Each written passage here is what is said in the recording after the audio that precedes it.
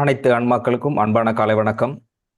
உண்மையான ஞானமும் உங்களது நல்ல கர்மாவும் மட்டுமே உங்களுக்கு அனைத்து இன்பங்களையும் கொடுக்கும். கடவுள் அன்புமயமானவர், ஆனால் கர்ம விதிகளுக்கு உட்பட்டு செயல்படுபவர். இறைத்து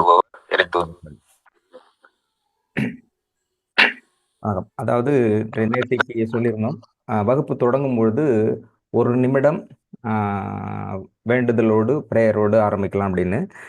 இந்த நாள் இனிய நாளாக அமைய ஒரு நிமிடம் பிரார்த்திப்போம். அது எப்படி பிரார்த்திக்கிறது அப்படிங்கிறது நாளை வகுப்பில் ஸோ ரிட்டன் ஒரு ஸ்டேட்மெண்ட் மாதிரி கொடுத்துடலாம், டாக்டர்கிட்ட கேட்டுட்டு கரெக்ஷன் பண்ணிவிட்டு நாளையிலேருந்து முறைப்படி பண்ணலாம். இன்றைக்கி ஒரு நிமிடம் கரெக்டாக இந்த நாள் இனிய நாளாக அமைவதற்கு பிரார்த்தனை செய்வோம்.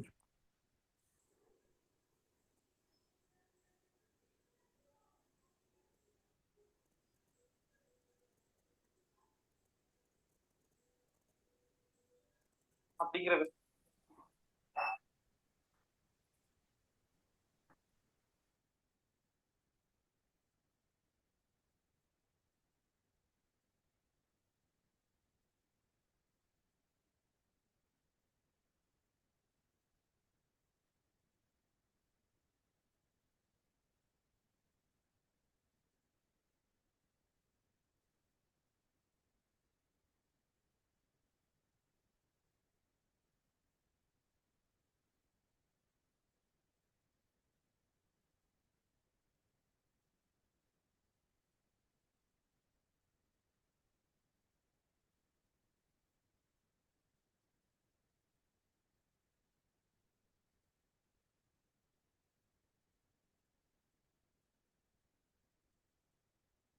அனைவருக்கும் நன்றி. ஓகே, நேற்றைக்கு என்ன சொல்லியிருந்தோன்னா, காலையில் முன்னோர்களுக்கான வழிபாடு, நன்றி உணர்தல், ஆன்மாக்கள் மேன்மை அடைவதற்காக நம்ம வழிபடலாம் அப்படின்னு பேராசிரியர் சாந்தி மேடம் அவருடைய அம்மாவினுடைய நினைவு தினம் சார்பாக பேசும்பொழுது ஒரு முடிவு பண்ணணும். அது தொடர்பாக டாக்டர்கிட்ட பேசும்போது டாக்டர் என்ன சொன்னாங்கன்னா, முன்னோர்களினுடைய ஆன்மா மேன்மை அடைவதற்கு அந்த வேண்டுதல் பிரேயர் அப்படிங்கிறத நிகழ்ச்சியினுடைய கடைசியில், அதாவது டாக்டர் என்ன சொல்லியிருக்காங்கன்னா, இன்றைய வகுப்பில் எப்போது ஆரம்பித்தாலும் தினமும் 6:45க்கு சரியாக அதை முடிச்சிடலாம். 6:45க்கு ஒரு நிமிடம் பிரேயர் வச்சுட்டு அதோட ஃபினிஷ் பண்ணலாம் அப்படின்னு டாக்டர் சொல்லியிருந்தாங்க. ஸோ அதனால் இனிமேல் வகுப்புங்கிறது 6:45, 6:45க்கு கரெக்டாக இருக்கும். முன்ன பின்ன கொஸ்டின்ஸ் அந்த பொறுத்தவரைக்கும் முன்ன பின்ன டைம் இருக்கலாம். பட் முடிக்கும்பொழுது அந்த ப்ரேயரோட முடிக்கலாம் அப்படின்னு டாக்டர் சொல்லியிருக்காங்க.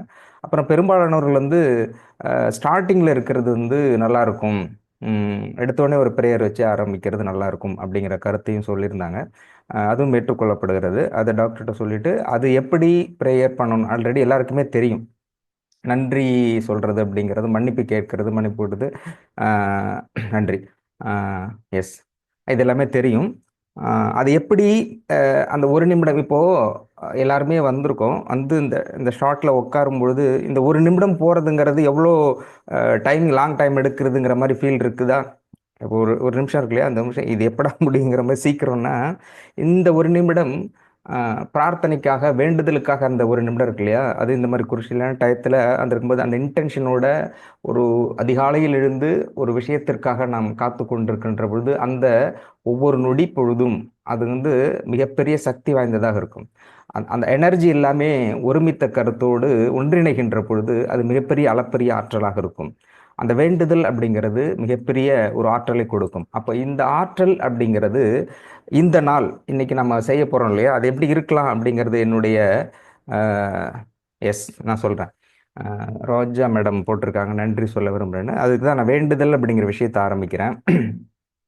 அப்போது வேண்டுதல் அப்படிங்கிறது எந்த மாதிரியான ஆற்றலை, ஒரு சக்தியை நமக்குள் கொடுக்கிறது, அது கூட்டு பிரார்த்தனைங்கிற போது எப்படி கொடுக்கிறது, அதை நம்முடைய அந்த சக்தியை நமக்கே பகிர்ந்து கொண்டு அதை சமூகத்திற்கும் பயனுள்ள வகையில் எப்படி செயல்படுத்துவது அப்படிங்கிற விஷயத்தை பற்றி பேசலாம். இந்த மாதிரியான கூட்டு பிரார்த்தனை செய்கின்ற பொழுது எப்படி ஆற்றல் வருகிறது, எப்படி நமக்கு எனர்ஜி கிடைக்குது அப்படிங்கிறத பற்றியும், அது என்ன ப்ரேயர் வைக்கலாம் அப்படிங்கிறதும் என்னுடைய கருத்தாக எப்படி இருக்குன்னாக்க, இன்னைக்கு நாம முதல்ல ஃபஸ்ட்டு சுயநலத்திலிருந்து தான் பொதுநலம் உருவாகிறது. சுயநலம் அப்படிங்கிறது என்ன சொல்றதுன்னா செல்ஃபிஷ் அப்படிங்கிற பாயிண்ட் ஆஃப் வியூவில் இப்போ இருக்கிறவர்கள் இங்கே இருப்பவர்கள் ஃபினான்ஷியலாகவும் மன ரீதியாகவும் குடும்ப ரீதியாகவும் ஆரோக்கியமாகவும் இருக்கின்ற பொழுது தான் அவங்க அடுத்தவங்களுக்கு செய்கிறதாகவும் இறைநிலை பற்றி சிந்திக்க முடியும். அப்போ முதல்ல நாம நல்லா இருக்கணும் அப்படிங்கிறது இல்லையா, அது ரொம்ப முக்கியமானது. ஜாப் ஆல்சோ வேலை ரொம்ப முக்கியம். இந்த ஃப்ளோவில் அதை விட்டுடுறீங்க அடிக்கடி. வேலையும் தான் முக்கியம், கரெக்ட். வேலைங்கிறது தான் சொன்னால் பொருளாதாரம், ஆரோக்கியம், பொருளாதாரங்கிறதே வேலை. ஸோ வேலை ரொம்ப முக்கியம். இது எல்லாமே இருக்கணும் இல்லையா. அப்போ நாம் வந்து எனர்ஜியாக இருக்கணும் அப்படிங்கும்பொழுது அதற்கான வலிவு அப்போது இந்த ஒரு நிமிடம் இன்னைக்கு நம்ம என்ன செய்ய போகிறோம் அப்படிங்கிறது எல்லாத்துக்குமே தெரியும். ஆக்சுவலி இது முடித்த பிறகு அடுத்து என்ன பண்ணால் இந்த வேலை, அவருடைய வேலை என்னென்ன வேலை இந்த நாளுக்கு செய்யணும் அப்படிங்கிறது ஒரு திட்டமிடல் இருக்கும். அப்போது அது சிறப்பாகவும் எதை எதிர்பார்த்து கொண்டிருக்கிறார்களோ அது நடப்பதற்கும், எது வர வேண்டுமோ அது நல்ல முறையில் நன்றாக நடப்பதற்காகவும் தன்னை தயார்படுத்திக் கொள்ளுதல், தன்னுடைய மனதை தயார்படுத்திக் கொள்வது எப்படி அப்படிங்கிற பாயிண்ட் ஆஃப் வியூவில் இந்த ஒரு நிமிடம் அப்படிங்கிறது மிகப்பெரிய ஒரு வண்டிக்கு பெட்ரோல் போடுற மாதிரி. அப்போ இந்த நாளை இனிய நாளாக மாற்றுவதற்கு இதயபூர்வமாக நம் ஒருமித்த அந்த ஆன்ம மனோ மன ரீதியான அந்த ஒருங்கிணைந்த அந்த சக்தியை ஒருங்கிணைக்கின்ற பொழுது மிகவும் சிறப்பாக இந்த நாளை வந்து நாம் எடுத்துகிட்டு போக முடியும். அதனால் அந்த ப்ரேயருக்கு என்ன சென்டென்ஸ் ஃபார்மேஷன் அப்படிங்கிறது ஆல்ரெடி எழுதியிருக்கேன். சரி, டாக்டர்கிட்ட ஒரு தடவை காமிச்சிட்டு அதை நம்ம டேக் ஆஃப் பண்ணலாம். அதே மாதிரி 6:45க்கு ஒரு நிமிட ப்ரேயர் நேற்று சொல்கிறேன் இல்லையா, அது முன்னோர்களுக்கு. அதை என்னுடைய ப்ரேயரில் நான் பெரும்பாலும் ஃபார் எக்ஸாம்பிளுக்காக சொல்கிறேன். எடுத்த உடனே நான் சொல்கிறது வந்து என்னுடைய பாவங்கள் இறைவா, என்னுடைய பாவங்களை மன்னியுங்கள் அப்படிங்கிறது தான் ஃபஸ்ட்டு வைப்பேன். ஏன்னா பாவம் அப்படிங்கிறது ஒன்று போனாலே அடுத்தது ஆட்டோமேட்டிக் இந்த பிரச்சனையே வராது. பேசிக்கே அதுதான். எல்லா மதங்களும் ஆன்மீக தத்துவங்களும் சொல்கிறது என்னென்னா அனைத்திற்கும் அடிப்படை காரணம் பாவங்கள். அப்போது ஃபஸ்ட்டு என்னுடைய புரிதலின் அடிப்படையில் நான் நினைக்கிறது என்னுடைய பாவங்களை மன்னியுங்கள். அதன் பிறகு என்ன இருக்கணும் அப்படின்னா ஃபஸ்ட் ஆரோக்கியம், செல்வ செழிப்பு, குடும்ப உறவுகள், அன்பான உறவுகள், இது எல்லாமே இருக்கணும். பேசிக் இது மூன்றும். இது எல்லாமே இருந்தால் நிம்மதியான வாழ்க்கை. இந்த 4 அடிப்படையில் தான் மற்றது இருக்கும். இது அனைத்தும் கொடுக்குமா எனக்கு வந்து கிடைக்க இறைவா எனக்கு ஆசீர்வதிங்கள். இதுக்குள்ளே எல்லாமே அடங்கிடும். இது வந்து குறைந்தபட்சம் கரெக்டாக 20 செகண்ட்ஸில் வருது. 20 to 25 செகண்ட்ஸ். ஒரு நிமிஷம் கூட, அரை நிமிஷம் கூட இல்லை, அதுக்கு முன்னாடியே வருது. அப்போது ஷார்ட்டாக ஒரு ஃப்ராக்ஷன் ஆஃப் செகண்டில் ஒரு ப்ரேயர் வைக்கிறது அப்படிங்கிறத எடுத்துகிட்டு போகலாம். அது வந்து கரெக்டாக என்ன வார்த்தைகள் எப்படி பயன்படுத்தணும் எழுதியிருக்கேன். டாக்டர்கிட்ட ஒரு ரெஃபரன்ஸ் காமிச்சிட்டு அதன் பிறகு இதை பயன்படுத்தலாம். உங்கள் சார்பாக நான் பேசணும்னு நினைக்கிறேன். சரி, சொல்லுங்க. இல்ல எல்லாருக்கும் தேங்க்ஸ் சொல்லணும் கண்டிப்பா. உங்க ப்ரேயர்ல எனக்கு ரொம்ப இம்பார்ட்டன்ட். எல்லாருக்கும் ரொம்ப நன்றி சார். நான் அதை ஓப்பனா வந்து சொல்லணும் அப்படின்னு நினைச்சேன். அதனால தேங்க்ஸ் பண்ணேன். Thank you very much for every one. எல்லாருக்கும் ரொம்ப நன்றி. ஐயா டாக்டர் ஐயாவோட ஆசீர்வாதமும் எங்களுக்கு வேணும். நாசே சார், உங்களோட சப்போர்ட் எனக்கு ரொம்பவே இருக்குன்னு எனக்கு தெரியும். ரொம்ப நன்றி சார். இன்னைக்கு ஆஃப்டர்நூன் தான் ஆப்ரேஷன் சொல்லியிருக்காங்க. ப்ளீஸ் திரும்பவும் எல்லாரும் ப்ரே பண்ணிக்கோங்க. Thank you very much sir. நன்றி. உங்களுக்காக தான் நான் பேசணும் அப்படின்னு நினச்சேன். அதனால தான் வேண்டுதல் அப்படிங்கிறதும் பிரார்த்தனை அப்படிங்கிறதும் எப்படி வந்து எடுத்துகிட்டு போகணும் அப்படிங்கிறது ரோஜா மேடம் நேற்றுக்கு தான் சொல்லியிருந்தாங்க. ஒரு 2-3 மாதங்களுக்கு முன்பாக அவங்களுக்கு மெடிசன் வேணும் அப்படின்னு டாக்டர்கிட்ட கேட்டிருந்தாங்க. அதை நான் சொல்லிகிட்டு இருந்தேன். அப்புறம் ஒரு போன வாரத்தில் வந்து அவங்க due to the urgency case தொடர்பாக அர்ஜென்ட் அப்படிங்கிற விஷயமா சொல்லியிருந்தேன், டாக்டர்கிட்ட சொன்னேன். அப்புறம் நேற்றைய தினத்துக்கு முன்னாடி நேற்றுக்கு அவங்க அதிகாலையில் அவங்க ஹாஸ்பிட்டலுக்கு போனாங்க. அதுக்கு முன்னாடி வந்து சில ப்ராப்ளம் அவங்க ஹஸ்பண்டுக்கு இருக்குது, சுரேஷ் சார் அவருக்கு. அப்போ என்கிட்ட சொன்னாங்க. அப்புறம் டாக்டர்கிட்ட சொல்லிட்டு இமிடியேட்டாக சார் இது ரொம்ப அர்ஜென்ட்ஸு, அதனால் மெடிசன் உடனே கொடுக்கணும் அப்படின்னோடனே சரி கொடுக்கலாம் அப்படின்னு சொல்லிட்டாங்க. மேடத்துக்கிட்டையும் சொல்லிட்டேன், மேடம் நான் கொடுக்குறேன். ஆனால் அதுக்கு முன்னாடி நான் சொல்லியிருந்தேன் சார் கூட நான் பேசுகிறேன், பேசிட்டு சப்போஸ் எடுக்கலைன்னா அவங்க மேடம் என்ன சொன்னாங்கன்னா அவங்க வந்து இங்கிலீஷ் மெடிசன் இருந்தால் கரெக்டாக இருக்கும் அப்படின்னு நினைக்கிறாரு, அதனால் இது எடுத்து பாருன்னா தெரியல, டவுட்டுன்னாங்க. இல்லை நான் பேசுகிறேன், சிலதுக்கு அந்த புரிதல் இல்லாமல் இருக்கும், சில இது லேட் ஆகும், இது சரியாகுமா அந்த டவுட் இருக்கும், அதை சரி பண்ணால் எடுத்துக்க முடியும் அப்படிங்கிற நம்பிக்கை இருக்குது அப்படின்னு சொன்னேன். பட் அது பேச முடியல. அப்புறம் திடீர்னு சாருக்கு வலி வந்ததுனால முந்தாநாத்து நைட்டு வந்து அவர் சிம்ஸ் ஹாஸ்பிட்டலில் போயிட்டு நைட்டு அட்மிட் ஆகிட்டார். அப்புறம் அடுத்த நாள் காலையில் தான் மேடம் போகிறாங்க. காலையில் போகும்போது அவங்க போகும்பொழுது நம்மளுடைய கிளாஸ் அட்டன் பண்ணிட்டு தான் காரில் போயிட்டு இருந்தாங்க. போயிட்டு அங்கே போன பிறகு அப்பயும் சொன்னேன், நான் அப்போ தான் அவர்கிட்ட சார்கிட்ட பேசினேன். சார் நீங்கள் வந்து சர்ஜரிங்கிறது வேண்டாம், டாக்டர்கிட்ட கேட்டேன். ஸோ 100% தேவையில்லை. So without a surgery you can cure 100%. அதில் எந்த டவுட் இல்லை. Within short period, maximum within 1 மந்த்துக்குள்ளே அதை சரி செய்ய முடியும். அது சொன்னால் அது இப்படி இது அஷூரன்ஸ் பேஸ்லேயே நான் சொல்கிறேன், அது சரி பண்ண முடியும். உங்களுக்கு ஒருவேளை இந்த இந்த மருந்து எடுத்துக்கிறதுல தயக்கம் இருக்குது, சரியில்லை அப்படிங்கிற மாதிரி நீங்கள் நினைச்சீங்க அப்படின்னாக்க ஒரு 1 மாதம் டைம் கொடுங்க. அந்த இங்கிலீஷ் மெடிசனையும் எடுத்துக்குங்க. அவங்கள்ட்ட ஒரு ரெக்வஸ்ட் கேளுங்க, 1 மந்த்துக்கு பிறகு வந்து நான் வந்து சர்ஜரி பண்ணிக்கிறேன் அப்படின்னு சொல்லியிருந்தேன். இந்த 1 மந்த்துக்குள்ளே அந்த இங்கிலீஷ் மெடிசன் எடுத்துங்க, அதே மாதிரி நம்மளோட மெடிசன் எடுத்துக்கங்க. இந்த 1 மந்த்துக்குள்ள டோட்டலாக உங்களோடது ரெக்கவர் ஆகிருப்பீங்க. அப்படி 100% ஆகலைன்னா மேக்ஸிமம் 50% ஆகிருப்பீங்க. உங்களோட வழியிலேருந்து வெளில வந்துடலாம். அதன் பிறகு உங்களுக்கு இது மேலே நம்பிக்கை இருந்தால் இதை நீங்கள் கண்டினியூ பண்ணீங்க. அப்படி இல்லைன்னா as your wish. அதை நீங்கள் உங்களுக்கு எது விருப்பமோ அதை நீங்கள் ஃபாலோ பண்ணுங்க அப்படின்னா, ரைட் சார், அது எனக்கு முதல்ல கேட்டிருந்தா நான் பண்ணியிருப்பேன், ரைட் நான் எடுத்துக்கிறேன் அப்படின்னு சொல்லியிருந்தாரு. மத்தியானம் பேசியிருந்தேன். அப்போ பேசும்பொழுது எடுத்துக்கிறதா சொன்னார். அப்புறம் ஒன்று நம்மளுக்கு உள்ளே போனால் வெளில விட மாட்டாங்க. ஹாஸ்பிட்டலுங்கிறது ஒன் வே டிராபிக் தானே. அதனால் என்ன பண்ணாங்க, அடுத்த செகண்ட் வெளியில் கால் வச்சுன்னா என்ன நடக்கும்னே தெரியாதுன்றாங்க. நல்லா தாண்டா வந்தேன், வரும்போது போகும்போது என்ன இப்படி பீதியை கிளப்புறீங்கன்னா அவங்க அப்படி தான், அது ஒரு மேண்டிட்டரி. இப்படி தான் இருக்கும்போது அப்புறம் அப்புறம் மேடம் சொன்னாங்க, இல்லை சார், சார் வந்து சர்ஜரி கன்ஃபார்ம் பண்ணிட்டுருக்காங்க அப்படின்னு. நான் ரெக்வஸ்ட் வைங்க அப்படின்னு சொன்னேன். அப்புறம் சரி, அப்புறம் அவரும் வந்து உடன்பட, சரி வெளில போனால் ஏன்னா அந்த நேரத்தில் டாக்டர் தானே, டாக்டர் வந்து கடவுளாக மதிக்கப்படுறவர், திடீர்னு ஏதாவது நான் என்ன பண்ணுறது அப்படின்னு சொல்லிட்டு அது ஒத்துக்கிட்டாங்க. அப்புறம் மேடம் கேட்டாங்க, சார் என்ன பண்ணுறது அப்படின்னு சொன்னாங்க. சரி, அதுக்கு மேலே நம்ம சைடு என்ன செய்ய முடியும்? மருத்துவம் கொடுக்க முடியும், அஷூரன்ஸ் கொடுக்க முடியும், அதுதான் பண்ண முடியும். இந்த வந்து மற்ற இந்த ஹாஸ்பிட்டலையும் அது கொடுக்க மாட்டேன், 100% நான் க்யூர் பண்ணுறவாங்க அப்படிலாம் சொல்ல மாட்டேன். நீங்கள் வந்துருங்க முதல்ல, அப்புறம் பார்த்துக்கலாம்னு தான் சொல்லுவாங்க. பட் நம்ம அதை இந்த இந்த கேஸ், அவங்களோட சாரோட கேஸை பொறுத்த வரைக்கும் அந்த ப்ராப்ளத்தை சரி பண்ண முடியும். அது ரொம்ப எளிமையானது தான், அதை பண்ணிக்கலாம். சர்ஜரி வேண்டாம்னு சொல்லியாச்சு. அதுக்கப்புறம் அதிகமாக ஒருபடி அதிகமாகவே நீங்கள் அங்கே ஹாஸ்பிட்டல்லேருந்து நீங்கள் வரும்பொழுது ஆன் த வே சென்னையிலேருந்து இப்படியே வாங்க, வரும்பொழுதே மெடிசன் வாங்கிக்கிட்டு கூட போயிடுங்க அப்படின்னு சொல்லியாச்சு. அதிகபட்சமாக நம்மளால் அதை தான் செய்ய முடியும். அந்த டிசைடிங் ஃபேக்டர் அப்படிங்கிறது சார் தான்.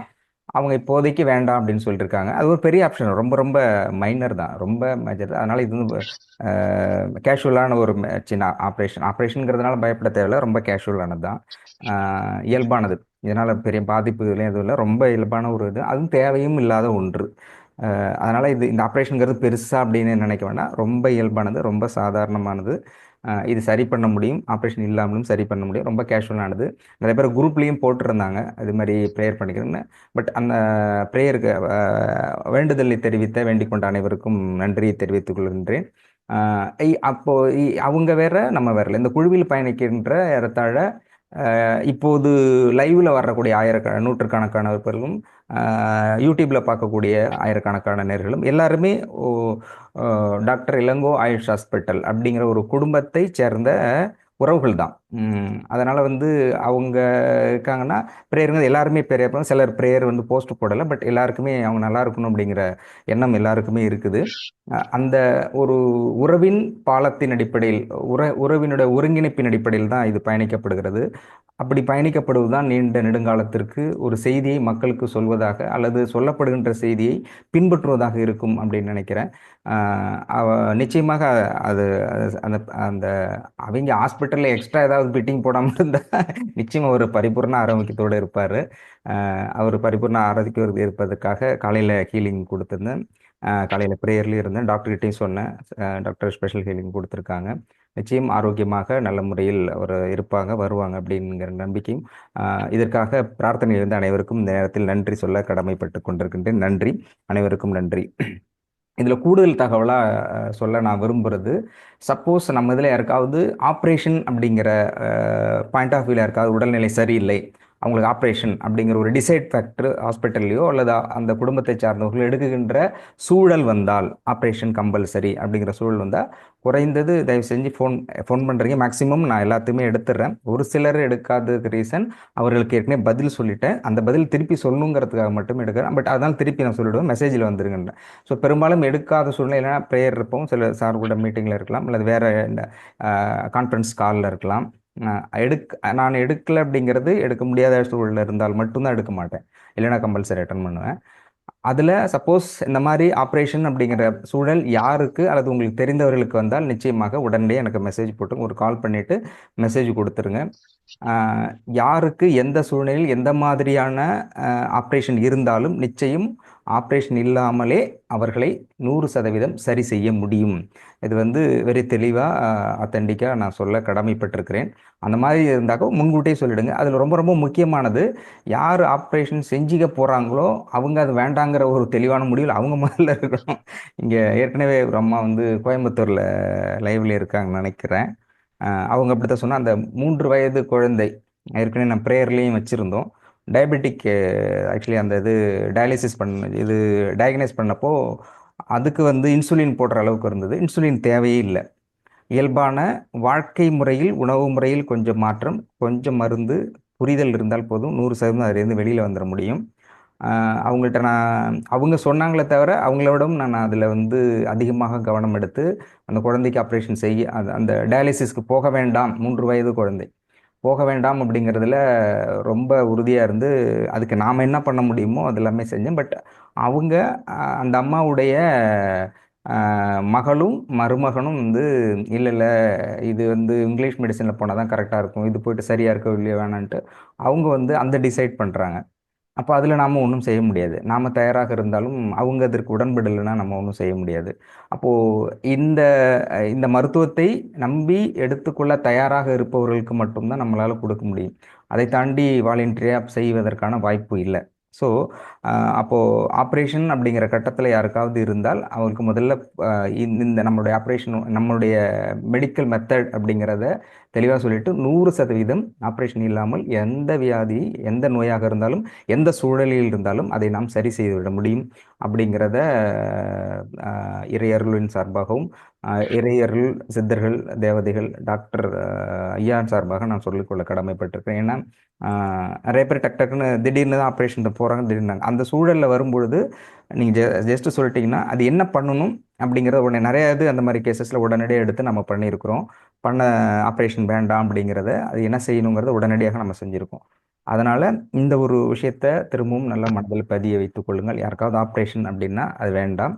அப்போது எந்த சூழலில் எந்த டைமிங்காக இருந்தாலும் நீ எனக்கு ஃபோன் அடிங்க, மெசேஜ் அனுப்புங்க. சப்போஸ் எடுக்கலைன்னா மெசேஜ் அனுப்புங்க. உடனே ஃபோன் பண்ணிவிட்டு மெசேஜ் இருந்தால் உடனே பார்த்து, மெசேஜ் கம்பல்சரி வாட்ஸ்அப் எல்லாத்துலேயும் பார்த்துருவேன், போட்டுருங்க. உடனே அடுத்த செகண்ட் நான் வந்துடுவோம் லைனுக்கு. அதனால் ஆப்ரேஷன் அப்படிங்கிற இடத்துல யார் இருந்தாலும் கவலைப்பட வேண்டாம், அதிலிருந்து அவர்களை மீட்டு கொண்டு வர முடியும். இந்த செய்தியை அனைவரும் உள்வாங்கிக் கொள்ளுங்கள். அப்புறம் இன்னொன்று, அந்த வேண்டுதல் ப்ரேயர் அப்படிங்கிறது இருக்கு. இன்னைக்கு ப்ரேயர் வந்து ஆரம்பிச்சிருக்கோம். அது தொடர்ச்சியாக ஒவ்வொரு நாளும் ஒவ்வொரு நிமிடம் ஓப்பனிங் அண்ட் எண்ட், ஆரம்பத்திலும் முடிவிலும், நிகழ்ச்சியின் முடிவில் அந்த வேண்டுதல் அப்படிங்கிறது, ப்ரேயர் என்பது மிக முக்கியமாக 1 நிமிடம் மட்டும் வைக்கிறோம். அப்போ அந்த வேண்டுதல் அப்படிங்கிறது எப்படி வைக்க வேண்டும், வேண்டுதல்னா என்ன, நான் ஏன் ஒரு இதுக்கும் பின்னாடி ஃப்ளாஷ்பேக்கில் போயிட்டு இருக்கேன்னா, நம்மள ஒருத்தர் எனக்கு ஃபோன் பண்ணி சொன்னார், உங்கள் கிளாஸில் உட்காந்தும்போது பள்ளிக்கூடத்தில் உட்காந்துருக்க மாதிரியே இருக்குது சார், பள்ளிக்கூடத்தில் உட்காந்துருக்க மாதிரியே இருக்குதுன்னா, இல்லை அதை நான் வரவேற்கிறேன். அப்படி தான் இருக்கணும். ஏன்னா உங்களுடைய பொன்னான நேரத்தை செலவிட்டு ஒரு தடவை உட்கார்ந்துருக்கீங்க அப்படிங்கும்போது இதிலிருந்து கற்றுக்கொள்வதற்கு ஏதாவது ஒரு செய்தி கொடுத்தே ஆக வேண்டும். அதுதான் வந்து அடிப்படை தர்மமாக இருக்கும், அது அறமாக இருக்கும். அதனால் அவர் சொன்னாலும் கூட அந்த செய்தியை நம்ம கொடுக்குறோம் அப்படிங்கும்போது அது மகிழ்ச்சியாக தான் நினைக்கிறேன். அப்போது ஒரு செய்தி இது நம்ம சொல்லப்படுறதுன்னா, வேண்டுதல்னா எப்படின்னா, வேண்டுதல் பிரார்த்தனை அப்படிங்கிறதுக்கு தூய தமிழ்ச்சொல் வேண்டுதல். ஏன் அடிக்கடி சொன்னா, ஒரு ஒரு ஒரு வார்த்தை அதில் அந்த நுட்பத்தை நீங்கள் புரிஞ்சுக்கிட்டீங்கன்னாக்க பின்பற்றுதல் ரொம்ப எளிது. இது என்ன அப்படிங்கிறத பின்பற்றுதல் எளிதல். அப்போ வேண்டுறது அப்படின்னு சொல்கிறோம் இல்லையா, எப்படி வேண்டுறது அப்படின்னா, வேண்டுறதுல அடிப்படையில் என்ன சொல்கிறாங்க, வேண்டுறோம், கோயிலுக்கு போகிறோம் வேண்டுறோம், அங்கே போகிறோம் வேண்டுறோம், இங்கே உட்கார வேண்டுறோம், என்ன வேண்டுறீங்க, அது வேண்டுறதுன்னா முதல்ல என்ன அப்படின்னா அதுக்கு டெஃபினேஷன் சொல்கிறாங்க. ஒன்றை நிறைவேற்ற, நல்லா கவனிச்சு, ஏதோ ஒன்றை நிறைவேற்ற மனதை ஒருமுகப்படுத்தலுக்கு பேர் வேண்டுதல். ஏதோ ஒன்றை நீங்கள் நிறைவேற்ற, நான் சொல்றது எல்லாமே ரெஃபரன்ஸோட கதிர் காமர் இலங்கையில் இருக்கக்கூடிய டிக்ஷனரி, மற்ற ஒரு 3, எனக்கு டிக்ஷனரி மட்டுமே 12 டிக்ஷனரி இருக்கு. ஒன்று ஒரு இதில். ஸோ ஒரு இதில் டவுட் வரும்போது அடுத்தடுத்து Tamil to English, English to English, Tamil Tamil to Tamil English, அந்த மாதிரி இருக்குது. அப்போது ஒரு இதில் இதனுடைய ஆஹ், ஆழமான பொருள் என்ன அப்படிங்கிறத எடுத்து நான் சொல்கிறதுல இது ரொம்ப முக்கியமான ஒன்றை நிறைவேற்ற மனதை ஒருமுகப்படுத்தல் வேண்டுதல் அல்லது பிரார்த்தனை அப்படின்னு சொல்கிறோம். ப்ரேயர் நல்லா கவனிக்க வேண்டியது மனதை ஒருமுகப்படுத்தல். இந்த இடத்துல தான் மைண்ட் கொண்டு வராங்க. இப்போ வேண்டுறோம் அப்படின்னா என்னன்னா, இதை நோட் பண்ணிக்கோங்க. ஒன்றை நிறைவேற்ற ஏதோ ஒன்று உங்களுக்கு நடக்கணும் அப்படி இல்லையா, அதை நிறைவேற்றுவதற்காக மனதை ஒருமுகப்படுத்த வேண்டும்.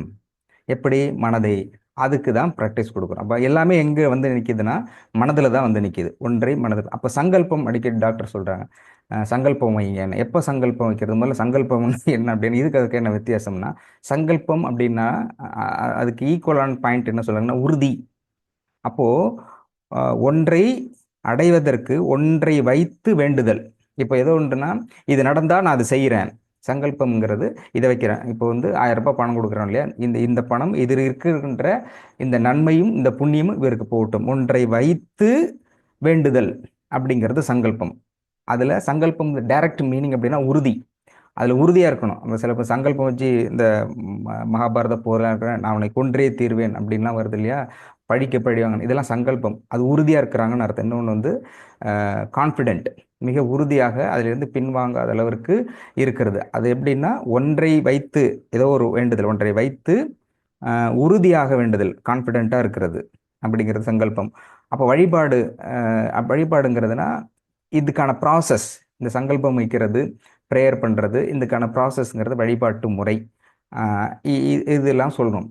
அப்போது ஒரு ப்ரேயர் வைக்கிறது அப்படிங்கிறதுல எப்படி வைக்க வேண்டும், ப்ரேயர் வைக்கிறதுனால என்ன நன்மை அப்படிங்கிற விஷயத்தில் வந்து திரும்பவும் இதுக்கான புரிதலோடு சில விஷயங்கள் சொல்லணும்னா, அது திருவள்ளுவர் தான் நான் கோட் பண்ண வேண்டியதாக இருக்குது. அவர் சொல்கிறாரு, வேண்டுதல் வேண்டாமல் எப்படி வேண்டிக்கிறோன்னு சொல்கிறியா, அவர் அருமையாக சொல்கிறார். இது எல்லாத்துக்குமே உங்களுக்கு அர்த்தம் தெரியுங்கிறது எனக்கு தெரியும். நான் அர்த்தம் மேலோட்டமாக சொல்கிறேன், அதுக்கப்புறம் என்னோட கேள்வியை கேட்குறேன், நீங்கள் பதில் சொல்லுங்கள். வேண்டுதல் வேண்டாமை இளநடி சேர்ந்தாருக்கு யாண்டும் இடும்பை தரும், இடும்பை இல அப்படிங்கிறாரு. இதனுடைய அர்த்தம் என்னன்னா, விருப்பு வெறுப்பு இல்லாத இறைவனின் திருவடிகளை சேர்ந்தவர்களுக்கு எக்காலத்திலும் துன்பம் இல்லை அப்படின்னு சொல்றாரு. நான் சொல்றது புரியுது அர்த்தம்? ஏன்னா புரியுற மாதிரி தான் நான் சொல்றேன்னு நினைக்கிறேன். ஏன்னா இருக்கிறத அப்படிதான் படிக்கிறேன். அப்படின்னா விருப்பு வெறுப்பு இல்லாத இறைவன், இறைவன்கிறது விருப்பு வெறுப்பு இல்லாதவன், அவன் திருவடிகளை சேர்ந்தவர்களுக்கு, எக்ஸாக்ட் மீனிங் சேர்ந்தவர்களுக்கு எக்காலத்திலும் துன்பம் இல்லை அப்படின்னு சொல்றாங்க. இது புரியுதுல எல்லாத்துக்கும்? புரியுதுன்னு சொன்னவங்க யாரு? கேள்வி right, Shubha Suresh madam. Okay, நன்றி. இப்போ என்னுடைய கேள்வி என்னன்னா, அவர் சொல்றாரு விருப்பும் வெறுப்பும் இல்லாத இறைவன், இறைவன் விருப்பு வெறுப்பு இல்லை, ரைட், இல்லாத இறைவனின் திருவடிகளை சேர்ந்தவர்களுக்கு. திருவடிகளை யார் சேருவாங்க அப்படின்னா உயிரோடு இருக்கவங்க சேர மாட்டாங்க. அப்போ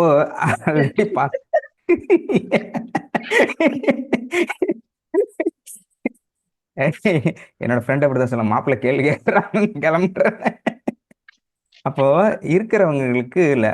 அப்போ இல்ல திருவடிகளே சேர்ந்துட்டான ஆளே இல்லைன்னு அர்த்தம். அப்ப திருவடி சேர்ந்தவர்களுக்கு எக்காலத்திலும் துன்பம் இல்லை. அப்பதான் போயிட்டு நாளைக்கு துன்பம் இருக்கு அப்படின்னா இந்த இடத்துல அர்த்தம் என்னன்னு சொல்லுங்க. Absent sir. திருவடியை மனதால் சார்ந்தவர்க்கு, இறைவன் திருவடியை மனதால் சார்ந்தவர்க்கு. சூப்பர் ஐயா, வணக்கம். அந்த இறைவனோட பாதத்தை கெட்டியா பிடிச்சுக்கிறது, வெரி குட், கெட்டியா பிடிச்சுக்கிறது சூப்பர், அந்த இறைவனடி, அதுதான் உண்மை. Right, okay. மகேஸ்வரி மேடமா? ஆமாங்க, மகேஸ்வரி, சூப்பர். ஓகே, வேற ஐயா? அப்புறம் அவங்க வந்து சரணாகதி பத்தி பேசுறாங்க ஐயா. இறைவன் வந்து சரணடையும். எதுமா? சரணாகதி. Very good, very good. பேரு இதுல போடல.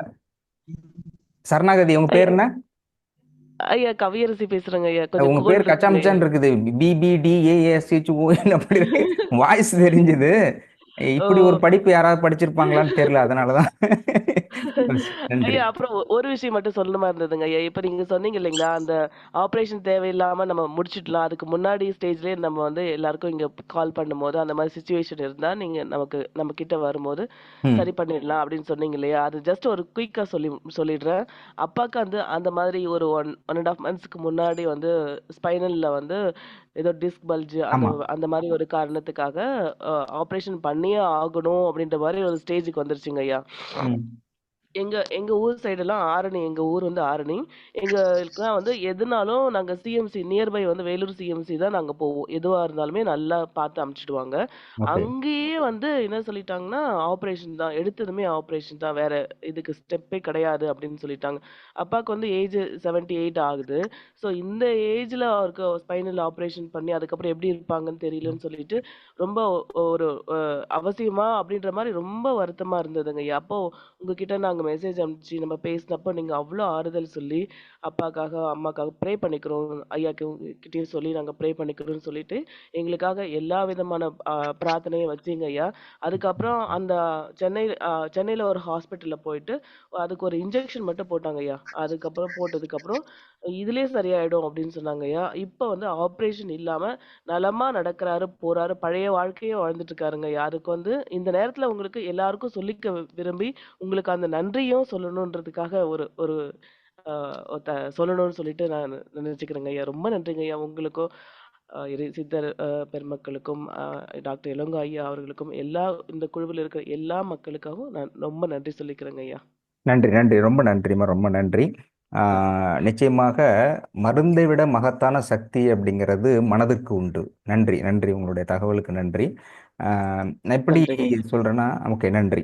இது எல்லாருக்கும் இன்னொரு விஷயம், இந்த ஹீலிங் அப்படிங்கிற பாயிண்ட் ஆஃப் வியூலையும் இதுலேயும் நான் சொல்றதுன்னா, சில நேரங்களில் சில என்னுடைய கோட்டுங்கிறது எந்த அளவுக்கு புரிஞ்சிக்க முடியுது அப்படின்னு தெரியல. பட் ஆனால் நான் சொல்லுகின்ற ஒவ்வொரு நாளுக்கும் சொல்கின்றது, நான் எதை சொன்னால் மற்றவர்களுக்கு எந்த செய்தி செல்லும் அப்படிங்கிறத நான் ஒரு முறை ரியலைஸ் பண்ண பிறகுதான் அதை சொல்கிறேன். இந்த செய்தி அவங்களுக்கு போகணும் அப்படிங்கிறத ரியலைஸ் பண்ணிட்டு தான் சொல்கிறேன். நான் ஸ்டார்டிங்லேருந்து நான் அப்படிங்கிறது எனக்கு என்ன அதிகப்படுத்தி சொல்ல, குறைந்தபட்சம் சொல்கிறத நான் தானே சொல்ல முடியும். அதனால் இந்த நான் அப்படிங்கிறதுல சொல்கிறதுங்கிறது என்னென்னா, இப்போ நிறைய இறைக்கட்டளைகள் அப்படி வந்து டாக்டர் வந்து 18 சொல்லியிருக்கிறாங்க. 18 அன்னைக்கு வந்து ப்ரேயரில் இருந்துட்டு வந்து அர்ஜென்ஸாக நம்ம போடணும் அப்படிங்கிறதுனால ஜெகதீசன் சாரும் நான் கேட்டுக்கிட்டதுனால ப்ரேயரில் இருந்து டிவைனில் மெசேஜ் வாங்கி சொல்லியிருந்தாங்க. அந்த நன்றி உணர்தல் அப்படிங்கிற விஷயத்த டாக்டர் ப்ரேயரில் இருந்து வாங்கி சொல்லியிருக்காங்க. அதை கம்பைல் பண்ணி ஜெகதீசன் இந்த கலண்டரில் கம்பல்சரி வரும். இப்போ இந்த விஷயங்கள்லாம் இருக்குது. ஒரு விஷயம் நடக்கிறது, நான் சொல்கிறதே ஹீலராக உங்களை மேக் பண்ண முடியும் அப்படின்னு என்னால் நம்புறது என்ன, இந்த செய்திகளை உள்வாங்கிக்கிட்டு அதில் ப்ரெசன்ட் லைஃப்பில் நீங்கள் கொண்டுட்டு வரீங்கன்னா அது நடக்கும். அது கண்டிப்பாக நடக்கும். ஒரு மருந்து என்ன செய்து விட முடியும் அப்படின்னு சொன்னாக்க, அதே மருந்தை மனம் செய்து விடும். அந்த மனது ஒருமித்த மனம் அதை செய்யும். அது வந்து எனர்ஜி. அதான் சொன்னேன், ஒரு மருந்துக்கு என்ன விதம் அதை க்யூர் பண்ணுறதுக்கான எனர்ஜி அதில் வைக்கப்பட்டிருக்குன்னா, அதே எனர்ஜி வேற ஒரு ஃபார்மேட்டில் தான் மனதுக்கு இருக்குது. மனதுக்கு எல்லாத்தையும் இருக்கின்ற அந்த அந்த ஆற்றல் இருக்குது. அதை நீங்கள் பயன்படுத்துகின்ற முறை இருக்கு இல்லையா, அதை தான் நான் வெவ்வேறு இதில் வந்து வார்த்தைகளிலும் அந்த வார்த்தையினுடைய நுட்பத்திலும் அது ஆணி வேரிலிருந்து சல்லி வேராக அலசி எடுத்து சொல்கிறதுக்கு காரணம், அந்த புரிதலோடு நீங்கள் மனதை பக்குவப்படுத்தி கொண்டால் உங்களை நீங்கள் சரி செய்து கொள்ள முடியும் அப்படிங்கிறதுக்காக தான் நான் திரும்ப திரும்ப அடிக்கோடிட்டு சொல்கிறது. இந்த மன ரீதியான மாற்றம் இருக்கு இல்லையா, அந்த மாற்றம் எப்படி கொண்டு வர முடியும்னா, நிறைய இதில் சொல்லும்போது ரொம்ப பேரோட இஷ்யூ என்ன சொல்லியிருந்தாங்க அப்படின்னா, எங்கள் ஹஸ்பண்ட்கிட்ட மன்னிப்பு காலில் விழுந்து கூட மன்னிப்பிடுறேன், அந்த ஆள் அதை பற்றி கண்டுக்கவே மாட்டேங்கிறாரு. இந்த மன்னிப்பு கேட்குறதுல நிறைய பேர் எப்படி சொல்கிறாங்க. அப்புறம் எங்கள் மாமியார்கிட்ட கேட்டுருக்கு, அது ஒன்றும் விளங்குற மாதிரி தெரியலையே, இது என்ன இது இப்படி இருக்குது. இவங்க சொன்னாங்கன்னா, அப்புறம் சொல்கிறாங்க, நான் மன்னிப்பு கேட்டுக்கிட்டு தான் இருக்கேன், அந்த ஆள் திருந்துற மாதிரி இல்லையே அப்படின்றாங்க. அப்போது இந்த டைரக்ட் ப்ரொபோஷன் இருக்கு இல்லையா, அதில் வந்து மன்னிப்பு நான் ஏற்கனவே சொல்கிறேன்னா இல்லையா, எங்கள் காலேஜில் ஒருத்தன் மன்னிப்பு கேள்றா சீனியரை போய் இப்படி பண்ணிட்டேன்னு, ஏய் மன்னிச்சிடுறா. சண்டையே ஏன்டா அப்படிங்கிறது தான் சண்டை. அதனால மன்னிச்சிடுறான், திரும்பவும் கலவரத்தை உண்டு பண்ணிட்டான். அப்போது அடிப்படையில் என்ன சொல்லணுங்கிறது இருக்கு இல்லையா. அப்போ இந்த மன்னிப்பு அப்படிங்கிறது நீங்கள் ஒர்க் அவுட் பண்ணணும்னா, மன்னிப்புங்கிறது கேட்கறது தான். ஆனால் அதனுடைய அடிநாதம்ங்கிறது அன்பு. அதனால தான் அன்பே கடவுள் அப்படின்னு சொன்னாங்க. அதுதான் அந்த வார்த்தைகளும் அதனுடைய பயணத்தையும் நான் அப்படி சொல்றது. அன்பு எப்படி வந்து அன்பு இருக்கின்ற பொழுது தான் நீங்கள் அந்த மன்னிப்பே ஒர்க் அவுட் ஆகும். அப்படி இல்லை, மனப்பூர்வமாக தான் கேட்குறேன், உழுந்தும் கேட்குறேன், காலில் விழுந்தோனாலும் கேட்டு பார்க்குறேன், அந்த அளவுக்கு இருக்க மாட்டேங்கிறாரு இல்லைன்னு சொல்லிட்டாங்க. ஏன்னா காலில் விழுந்துருவோமா சார், அப்படி இல்லை. அப்போது அந்த இடத்துட்ட இருக்குன்னா, உங்களுடைய அன்பில் மாற்றம் வருகின்ற பொழுது அனைத்திலும் மாற்றம் வரும். அது எப்படி என்னால் சொல்ல முடியுதுன்னா, ஒரு சுயநலம் சார்ந்த விஷயமாக இருந்தாலும் கூட, இப்போ நேத்திக்கு ஒரு 2-3 வீக்ஸ் கிட்டத்தட்ட எனக்கு கையில் பெயின் இருந்தது. இது என்னால் திருப்பவே முடியாது. இந்த இடத்த அசைக்க முடியாது ஹாஸ்டலில். அதான் ஜெகதீஷன் சொல்ல வேற இன்டெரக்டாக சொன்னார், நீங்கள் இப்படியே பண்ணிட்டு இருந்தீங்கன்னா என்ன ஆகும்னு தெரியாது, தயவு செஞ்சு ரெஸ்ட் எடுங்க அப்படின்னு சொன்னார். பட் இப்போ அந்த வழி நான் என்னன்னா, இப்போ நான் யாரோ ஒருத்தர் பேசுகிறாங்க, இது சரி செய்யணும்னு டாக்டர் எனக்கு சொல்லி கொடுத்துருக்காங்க, இப்படி ப்ரேயர் பண்ணுங்க, ஹீலிங் கொடுங்க அப்படின்னு சொல்லியிருக்காரு. நம்ம அந்த ஹீலிங் கொடுக்குறோம். அது தெரியாம அவங்க நல்லாவும் நடக்குதுன்னு வச்சுக்கோங்களேன். இறையருளால் நடக்குது. ஹீலிங் கொடுக்குறோம், க்யூர் ஆகுறாங்க, ஆகுது. அது எப்படி நடக்குதுங்கிற விஷயம் இருக்கு இல்லையா, அது ப்ராசஸ்ன்னு சொன்னேன். அது எப்படி ஒருத்தர் ஹீலிங்னா, எல்லாராலும் ஹீலிங் கொடுத்து எல்லாரும் நடக்கும்னா எல்லாராலையும் முடியும். அப்போ மனதை பக்குவப்படுத்துறதுக்கு இல்லையா, மனதை பக்குவப்படுத்தி கொண்டு செய்கின்ற பொழுது உங்களுடைய வேண்டுதலுங்கிறது ஹீலிங்காக மாறும். உங்களுக்கு நீங்களே அந்த சிகிச்சை, ஹீலிங் செஞ்சுக்க முடியும். அதனுடைய பேஸ் எப்படி மனதை வச்சுக்கிறது அப்படிங்கிறது தான் நான் ஒன்றுமா ஒரு பாயிண்ட் ஆஃப் வியூவாக அந்த 18 இறைக்கட்டையிலே பிரித்து ஒரு இதாக சொல்லிக்கிட்டு வரேன். அப்புறம் லாஸ்ட் இதில் வாய்ப்பு இருந்தால் அந்த 18 இறைக்கட்டளைகளையும் மெயினாக வச்சு அதில் ஒவ்வொரு போர்ஷனாக எடுத்துகிட்டு வரலாம். அப்போது எல்லாத்திற்கும் அடிப்படை நாதம்ங்கிறது அன்பு. இந்த வழி இருக்கு இல்லையா, நான் வந்து பலருக்கு வந்து ஹீலிங் கொடுக்கும்பொழுது குறைந்தபட்சம் சரியாகுது அப்படின்னு சொல்கிறாங்க இல்லையா. அப்போ அவங்க சரியாகுதுன்னு சொல்லும்பொழுது மற்றவர்களுக்கு நான் கொடுத்து சரியாகுதும்போது, இப்போ எனக்கு நானே கொடுத்து சரி பண்ணலை அப்படின்னா அது குற்றமாக நான் நினைக்கிறேன். அதனால தான் நான் டாக்டர்கிட்டையும் சொல்கிறேன். டாக்டரே சொன்னேன், ஏன் இத்தனை நாள் வலிக்குதுன்னு சொல்லவே இல்லை அப்படின்னா, இல்லை நான் செஞ்சு பார்க்கணும்ல, நான் ஒருத்தர் கொடுக்குறேன், அது என்னோட ஹீலிங்கால தான் ஆகுது அப்படிங்கிறத இப்போதுமே நான் அப்படி நினச்சிக்கிறது, என் மூலமாக நடக்கப்படுகிறதுங்கிறது மட்டும்தான். அஸ் வெல் அஸ் அவர்களுடைய அந்த நல்ல எண்ணமும் அவர்களுடைய அந்த கர்மாவும் அவர்களை சரி செய்கிறது. அதுக்கு நம்ம ஒரு டூலாக இருக்கும், அவ்வளோதான். பட் அவர்களுக்கே அந்த நம்ம கொடுக்குற ப்ரேயர், நான் கொடுக்குற அந்த ப்ரேயர் வந்து சரி செய்யுது அப்படிங்கும்பொழுது, இப்போ என்னென்னா சரி செஞ்சுக்கிட்டா தானே அது கரெக்டாக இருக்க முடியும். இப்போ நான் வந்து டாக்டர்கிட்ட போய்ட்டு உடனே இருக்காருங்கிறதுனால எனக்கு மெடிசன் கொடுங்க, எனக்கு ஹீலிங் கொடுத்துருங்க டாக்டர் அப்படின்னு நான் மட்டும், அது ஒரு செல்ஃபிஷ் தானே. இன்டெரக்டாக பார்த்தா நான் பக்கத்தில் இருக்கேன், கொடுங்க சார்னா வாங்கி சாப்பிட்டுக்கலாம், ஹீலிங் கொடுங்க சார், நான் க்யூர் பண்ணிக்கலாம். அப்போது என்னை நம்பி ஒருத்தர் சொல்கிறாங்க, அதை நம்ம சரி செய்ய முடியுது அந்த இடத்துல இருக்கும்போது, அப்போது நான் தகுதியுடன் என்னை சுய பரிசோதனை நான் செய்து கொள்கிறது ரொம்ப முக்கியம் இல்லையா. அதனால தான் நான் அதை சொல்லலை, ட்ரை பண்ணேன். பட் எனக்கு வந்து இப்போ டாக்டர் அப்புறம் நேற்று மெடிசன் கொடுத்துட்டாங்க, நேற்றுலேருந்து ஸ்டார்ட் பண்ணுங்க அப்படின்னாங்க. Acupuncture point. நன்றி ஜானகி மேடம், நன்றி. நிறைய பாயிண்ட்ஸ் சொல்கிறீங்க, கரெக்ட். அக்குபஞ்சர் வந்து ஏற்கனவே நானும் அந்த இதில் வடபழனியில் என்னுடைய நண்பர் நீண்ட அந்த கொரோனா பீரியடில் ஃபுல் அண்ட் ஃபுல் அவ்வளோ அருமையாக பண்ணார். பட் லேட்டராக அக்குபஞ்சர் உண்மைதான், அக்குபஞ்சர் மெத்தட் இருக்கும். ஸோ என்னுடைய அந்த வழிகளுக்கு நான் இப்போது நேற்றுக்கு நைட்டு தான் ஸ்டார்ட் பண்ணேன். பட் நேற்று காலையில் வந்து சரியாயிடுச்சு. மேக்ஸிமம் அந்த பெயின்ங்கிறது ஓரளவு ரிலீவ் ஆகிடுச்சு. அந்த ரிலீவ் அப்படிங்கிறது நான் எந்த மருத்துவம் எடுக்கல, அதிகபட்சம் வந்து ஹீலிங்கும் நான் செஞ்சுக்கல. அவர்கிட்ட நீங்கள் ப்ரேயர் பண்ணீங்களா, ஹீலிங் கொடுத்தீங்கன்னா நான் ஹீலிங்கும் கொடுக்கல. ஏன் அப்படின்னாக்க எனக்கு ஹீலிங் இப்போது ஞான நிலையில் இருக்கிறாங்க, சித்தர் நிலையில் இருக்கிறாங்க, அவங்க வந்து ஹீலிங் இல்லை, ஜஸ்ட் சொன்னாலே அது நடக்கும், பார்த்தாலே நடக்கும் அந்த இடம். அது எப்படி நடக்குது அப்படின்னு நான் யோசித்த பொழுது, அப்போ அந்த அந்த அந்த ப்ராசஸ் இருக்கு இல்லையா, ஞான நிலையில் இருப்பவர்கள்ட்ட சொல்லும் பொழுதும் நடக்குதுன்னா எப்படி அது நடக்குது. இப்போது இன்னும் டீப்பாக போனால் புத்தர் வந்து எவ்வளோ பேருக்கு ஆனால் ட்ரீட்மெண்ட்டாக கொடுக்கல, அவரை சந்திக்கின்ற பொழுது நிறைய பேருக்கு ஹீலிங் ஆகும், க்யூர் ஆகும். அப்போது எப்படி அவர் ராஜாவாக இருந்து இளவரசனாக இருந்து அப்போ பொருளாதாரம் நிறைய இருக்குது, அப்போ அவர் தர்மம் செஞ்சுருக்கலாம், அப்போ செஞ்சாரான்னு தெரியல, அப்போ செய்யலை அப்படிங்கிறது தான் வரலாற்று இல்லை. அப்போது ஒரு 6 ஆண்டுகள் கிட்டத்தட்ட தியான நிலையில் இருக்கிறார், தியான நிலையில் வர்றாரு, தியான நிலையில் வந்த பிறகு எந்த பொருளாதார பின்னணியும் இல்லை, ஆனால் அவர் தர்மமே செய்யலை. அப்போ தர்மமும் செய்யாத ஒருத்தர் எந்த விஷயமும் பண்ணல, ஆனாலும் கூட அவ்வளோ மிகப்பெரிய கடவுளுக்கு இணையான சக்தியை அவர் எப்படி பெற முடிந்தது அப்படின்னு கேட்டாக்க, அந்த மனம் இருக்கு இல்லையா, அந்த மனம் எதை நோக்கி பயணப்படுகிறது, எப்படி செயல்படுகிறது ரொம்ப முக்கியம். அவருடைய மனம் இருந்த 6 ஆண்டுகள் அப்படிங்கிறது அவர் சுயநலம் சார்ந்ததாக இல்லை. மக்கள் இதில் கஷ்டப்பட்டுட்டு இருக்காங்க, அவங்களோட எப்படி வெளிலேருந்து வரணும், மக்களுக்காக தன்னை வருத்தி கொண்டார். அப்போது அதனால் மக்கள் தீர்ப்பே மகேசன் தீர்ப்பு அப்படின்னு சொல்கிறதும், மக்களுக்காக நீங்கள் ஒன்று செஞ்சால் மக்கள் எடுக்கின்ற முடிவு தான் மகேசனுடைய முடிவாக இருக்க முடியும். ஒருவேளை காட் டிசைட் பண்ணால் மக்கள் அது விரும்பினால் அதுக்கு தகுந்த மாதிரி தான் மக்களின் முடிவே மகேசன் முடிவு அப்படிங்கிறது சட்டப்பூர்வமாக இங்கே சொல்லப்படுது. அப்போது அவர் வந்து 6 ஆண்டுகள் வந்து தியானத்திலிருந்து பசிப்பட்டினோட ஒரு இதை கண்டுபிடிக்கிறது மக்களுக்காக.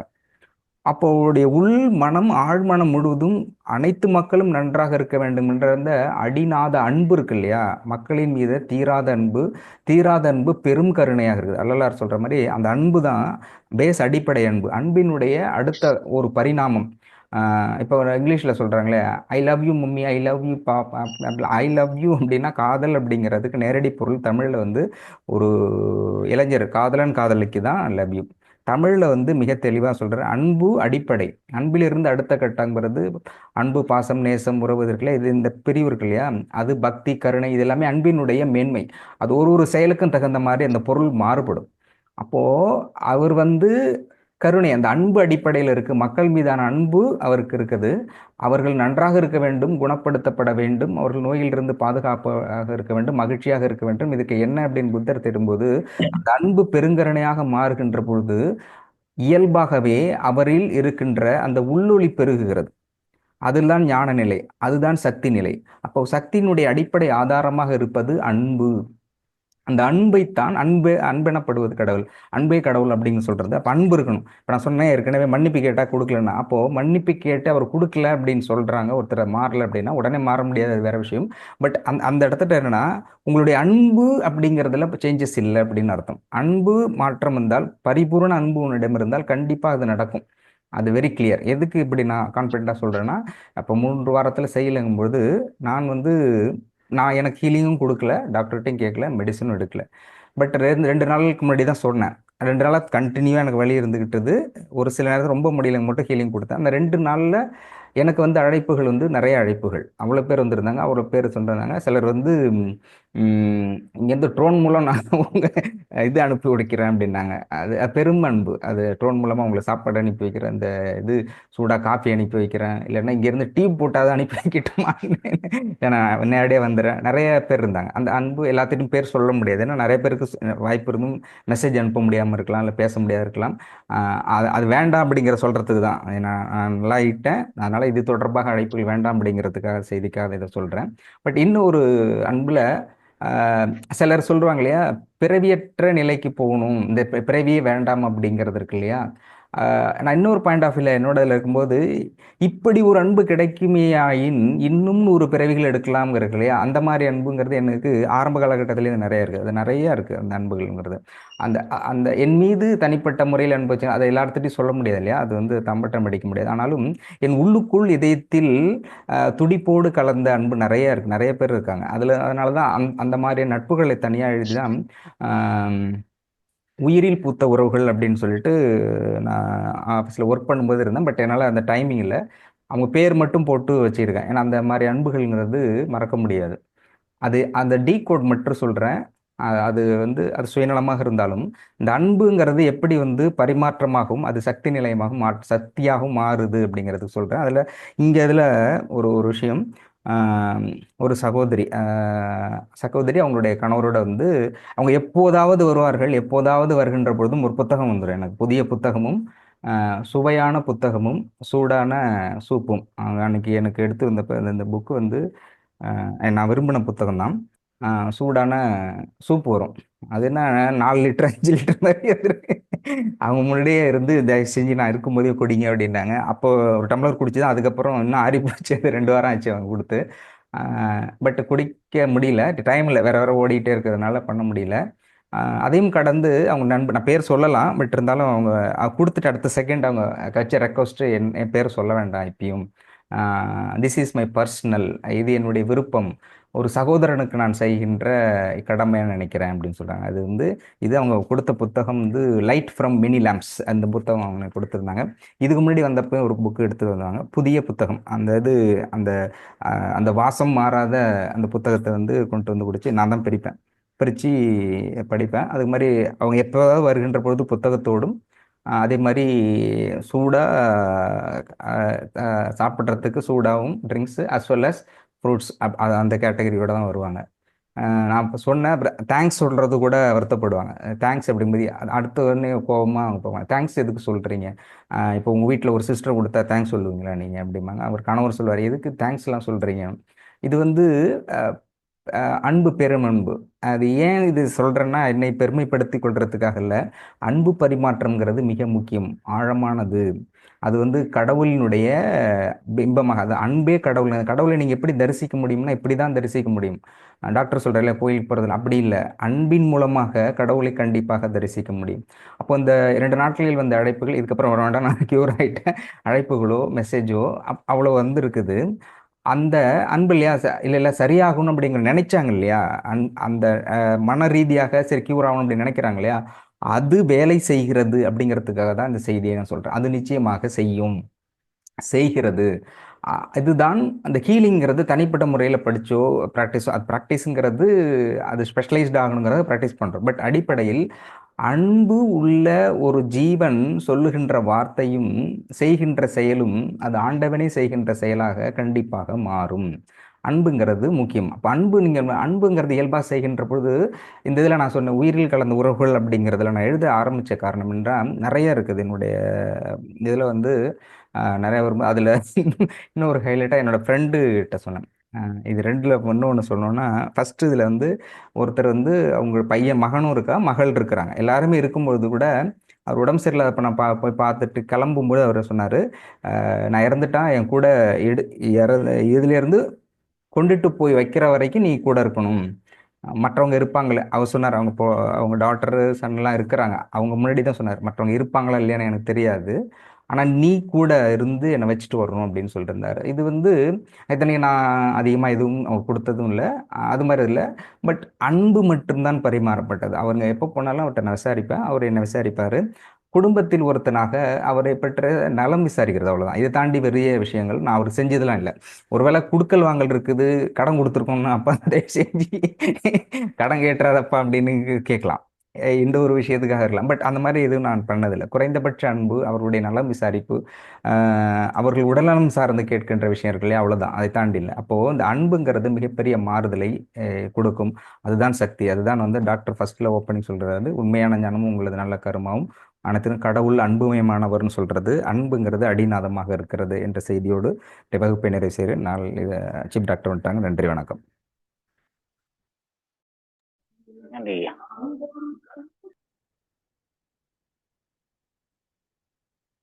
அனைவருக்கும் வணக்கம். வணக்கம் ஐயா. வணக்கம் ஐயா. அனைவருக்கும் நன்றி ஐயா. நன்றி ஐயா. எல்லாருக்கும் வணக்கம். ஓகே, வணக்கம் ஐயா. வணக்கம் ஐயா. சாந்தி முகூர்த்தத்தை பார்க்குறோம். சாந்தி முகூர்த்தத்தை பார்க்குறோம். ஏன் சாந்தி முகூர்த்தம்?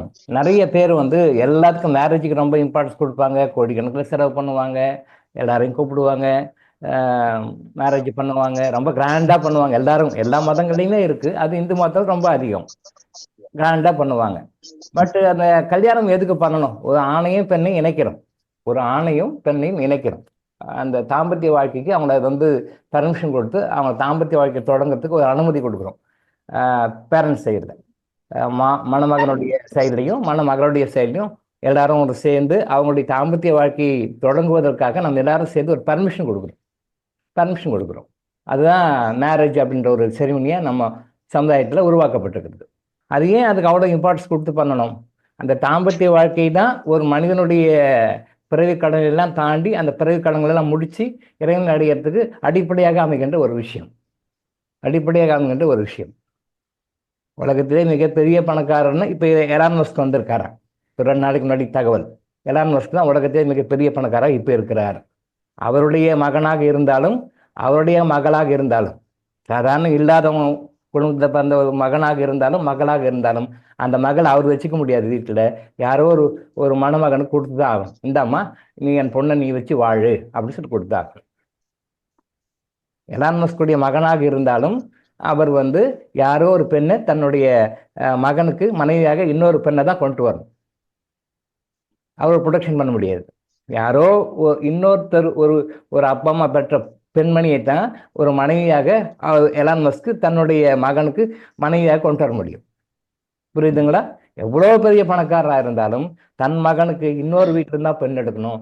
எவ்வளோ பெரிய பணக்காரராக இருந்தாலும் தன் பெண்ணுக்கு இன்னொரு வீட்டில் தான் மாப்பிள்ளை எடுக்கணும். நேச்சுரல் சிஸ்டம் அது. இது வந்து இறை சட்டம்.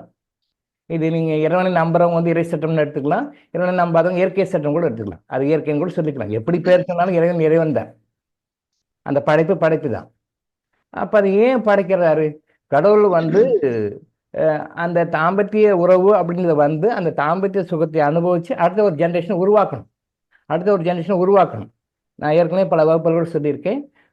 குழந்தை பெற்றுக்கொள்வது அப்படின்றது வந்து தவறான விஷயம் கிடையாது. தாம்பத்திய உறவும் தவறான விஷயம் கிடையாது. எல்லா மதங்களும் இதை அனுமதிக்கின்றன. அது முறை தவறி போகும்போது தான் பிரச்சனைகள் உருவாகுது. முறை தவறுது, அந்த முறைகள் தவறுகின்றன. அங்கே தவறுகும் போது தான் பிரச்சனைகள்லாம் வரும்.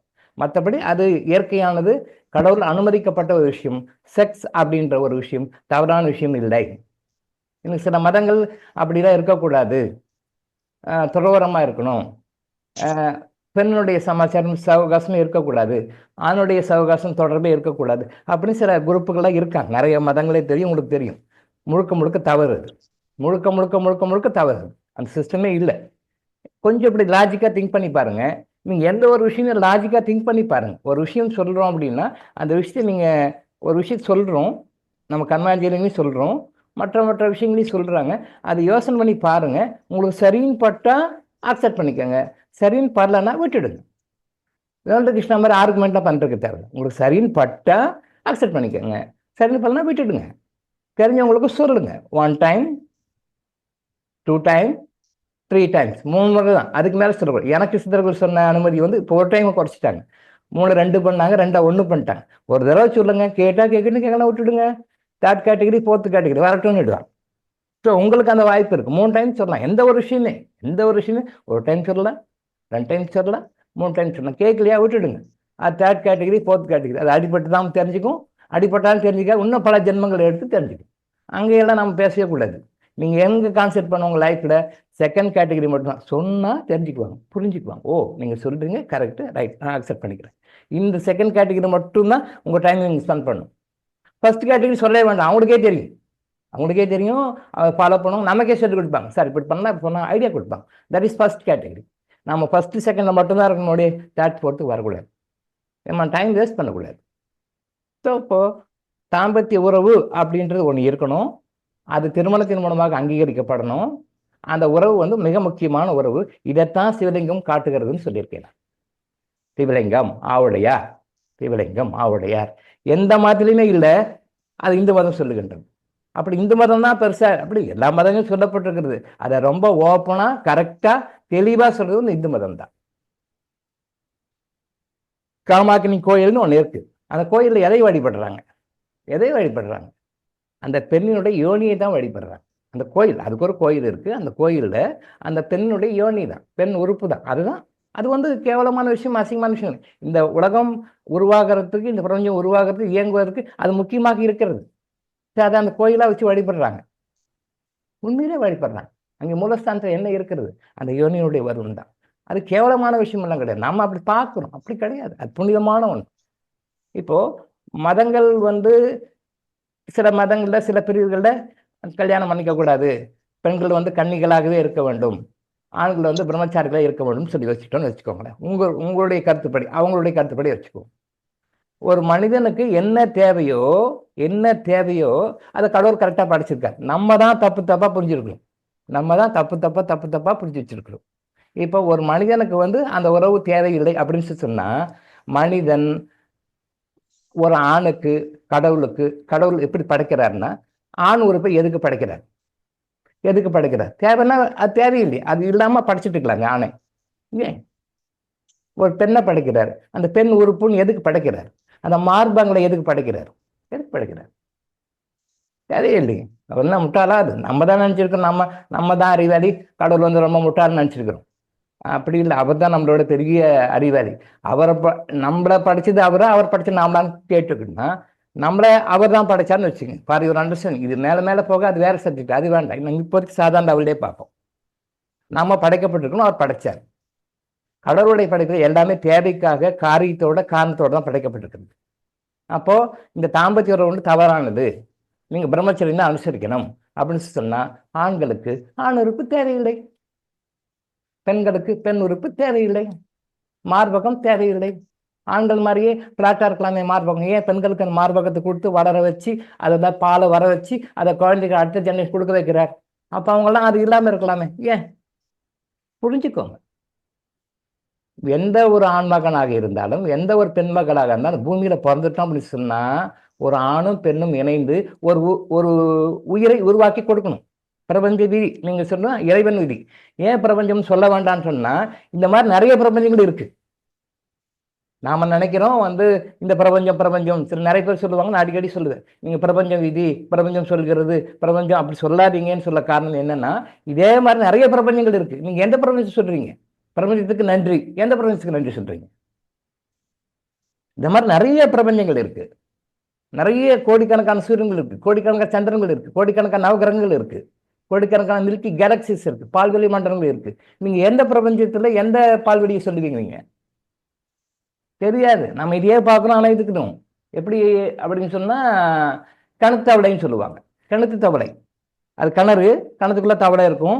அது அந்த கிணத்து தவளை என்ன நினைச்சுக்கும்? இதான் உலகம்னு நினைச்சிட்டு இருக்கும்.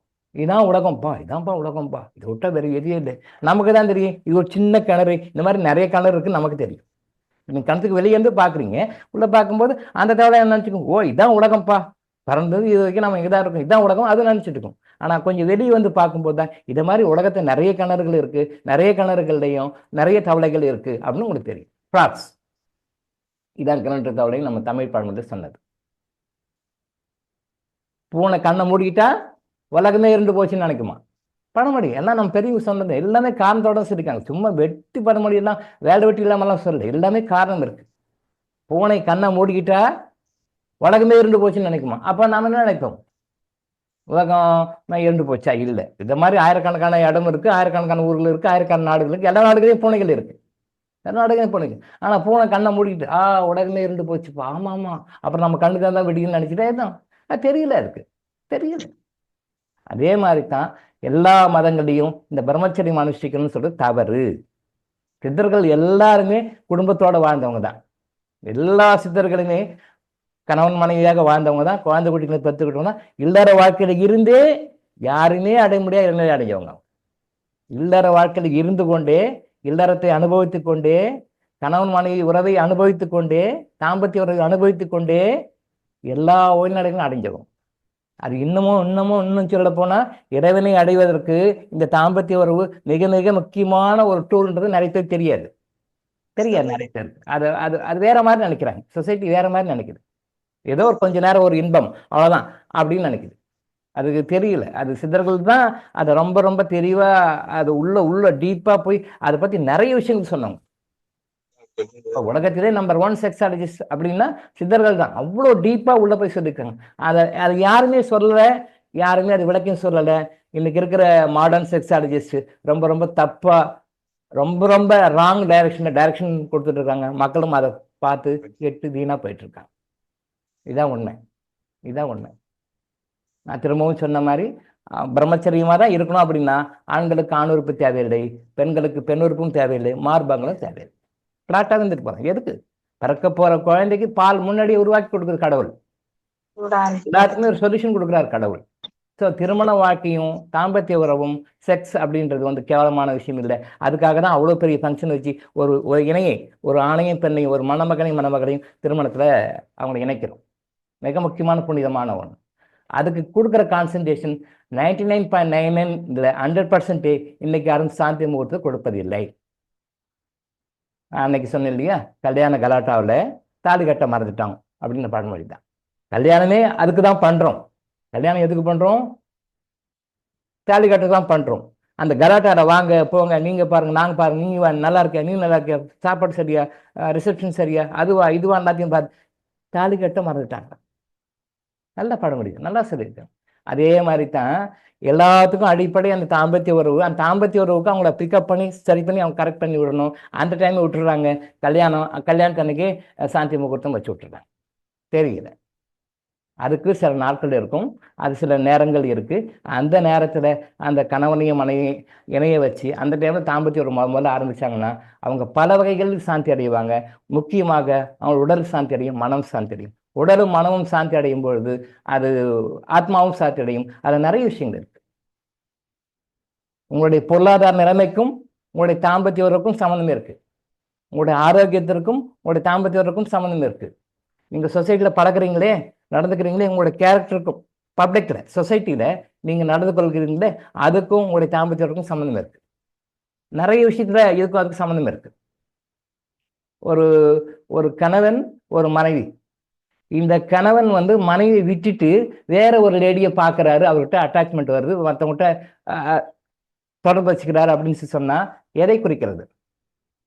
ஏதோ ஒரு வகையில் கணவனுடைய எதிர்பார்ப்பை அந்த மனைவி பூர்த்தி செய்யவில்லை என்பதை காட்டுகிறது. ஏதோ ஒரு வகையில் அந்த மனைவி அந்த கணவனுடைய எதிர்பார்ப்பை, கணவனுடைய தேவைகளை பூர்த்தி செய்யவில்லை. அதனால அவன் என்ன பண்றான், ஏதோ ஒரு மாற்று வழி தேடுறான், இன்னொரு பொண்ணை பார்க்கறான். ஒரு பெண்மணி தன் கணவனை விட்டு வேற யாருக்கிட்டயோ ஒரு தொடர்பு வச்சுக்கிறாங்க, போறாங்க வராங்க, ரிலேஷன்ஷிப் வச்சுக்கிறாங்க அப்படின்னு சொன்னா என்ன அர்த்தம்? அந்த கணவன் அந்த மனைவியுடைய எதிர்பார்ப்பை ஏதோ ஒரு வகையில் பூர்த்தி செய்யவில்லை என்ற அர்த்தம். ஏதோ ஒரு வகையில் பூர்த்தி செய்யவில்லை. அது கண்டிப்பா தெரியும், கணவனுக்கு தெரியும் அல்லது மனைவிக்கு தெரியும், இல்லை ரெண்டு பேருக்கும் தெரியாது. அது கணவனுக்கு தெரியும் இதனாலதான், இல்லை மனைவிக்கு தெரியும் இதனால, இல்லை ரெண்டு பேருக்குமே தெரியாது. அப்படியே இருக்கும். இன்னைக்கு இருக்கிற டைவர்ஸ் கேஸ்ல 99% கூட சொல்லலாம். நான் ஏற்கனவே கூட சொல்லியிருக்கேன், திரும்ப அதை நான் பதிவு செய்கிறேங்க. பெரும்பாலும் 99 கூட சொல்லலாம், 95, 96, 97 முன்னத்தினே இருக்கும். பட் 99 கூட சொல்லலாம். Not satisfied in sexual intercourse, தாம்பத்திய உறவுல வந்து திருப்தி அடையலை அப்படின்னு தான் மிக முக்கியமான காரணம். வெளியில எல்லா காரணங்களா இருக்கும், அந்த காரணம் இந்த காரணம் அந்த காரணம் இந்த காரணம். ஃபாரின்ல வந்து ஒரு கேஸ், கணவர் வந்து கொரட்டை விடுறாரு என்னால் தாங்க முடியல, தூங்க விட மாட்டாருன்னு சொல்லிட்டு கேஸ். அது வந்து அப்படியா அப்படின்னு சொல்லிட்டு பண்ணிட்டு டைவர்ஸும் கொடுத்துட்டாங்க. இது வந்து பல வருடங்களுக்கு முன்னாடி பேப்பர்ல பார்த்த செய்தி. நிறைய இருக்கு, வினோதமா இருக்கும். ஃபாரின்ல வந்து டைவர்ஸ் கேட்குற ரீசன்லாம் ரொம்ப ரொம்ப வினோதமா இருக்கும். அந்த லெவலுக்கு இப்போ இந்தியாவும் வந்துருச்சு, அது வேற சமாச்சாரம். பட் ஃபாரின்ல ரொம்ப வித்தியாசமா இருக்கும். கொரட்டை விடுறாருங்க, தூங்க முடியலைங்க, அதனால டைவர்ஸ் வேணும் அப்படின்னு சொல்லிட்டு டைவர்ஸ் வாங்குறாங்க. இது உண்மையை நடந்து நீங்களும் கேள்விப்பட்டிருக்கீங்க. கொரட்டை விடுறது அப்படின்றது வந்து ஒரு உடல் ரீதியான கோளாறுன்னு நிறைய பேர் நினச்சிட்டு இருக்காங்க. அது ரெண்டு விஷயம் இருக்குது. உடல் ரீதியான கோளாறுகள் இருக்குது, வேற சில ஆத்ம ரீதியான காரணங்களும் இருக்குது. இந்த கொரட்டை அப்படின்றது வந்து என்னன்னா, வேற சில ஆத்மாக்கள் வந்து நம்ம உடம்புல வந்து ஆக்குபை பண்ணிக்குவாங்க. ஆக்குபை பண்ணிட்டு அது சில ப்ராசஸ் இருக்கும், அதுக்காக சில காரணங்களுக்காக வராங்க. அப்போ வரும்போது தான் கொரட்டை வரும். கொரட்டை வர்றதுக்கு எக்ஸ்டர்னல் ரீசன் வந்து வேற நம்மோட சம்மந்தப்பட்ட பிறகு எடுக்காத வேற சில ஆத்மாக்களுடைய பாதிப்பு. அதை சரி பண்ணிட்டோம்னா அந்த கொரட்டை போயிடும். நீங்கள் பாருங்கள், கொரட்டை விடுறவங்களை பார்த்தீங்கன்னா டிஃப்ரெண்ட்டாக சவுண்டு வரும். சில டைமில் ரொம்ப ஜாஸ்தியாக வரும், கம்மியாக வரும், டிஃப்ரெண்டான சவுண்டெல்லாம் வரும். நான் பார்த்துருக்கேன், ஆஸ் ஏ மெடிக்கல் ப்ராக்டிஷனர் அந்த மாதிரி கேஸை பார்த்துருக்கேன். நீங்கள் எந்த அளவுக்கு பார்த்துக்க வாய்ப்பு இல்லை, நம்ம ஆயிரக்கணக்கான பேர் பார்த்துருக்கோம்.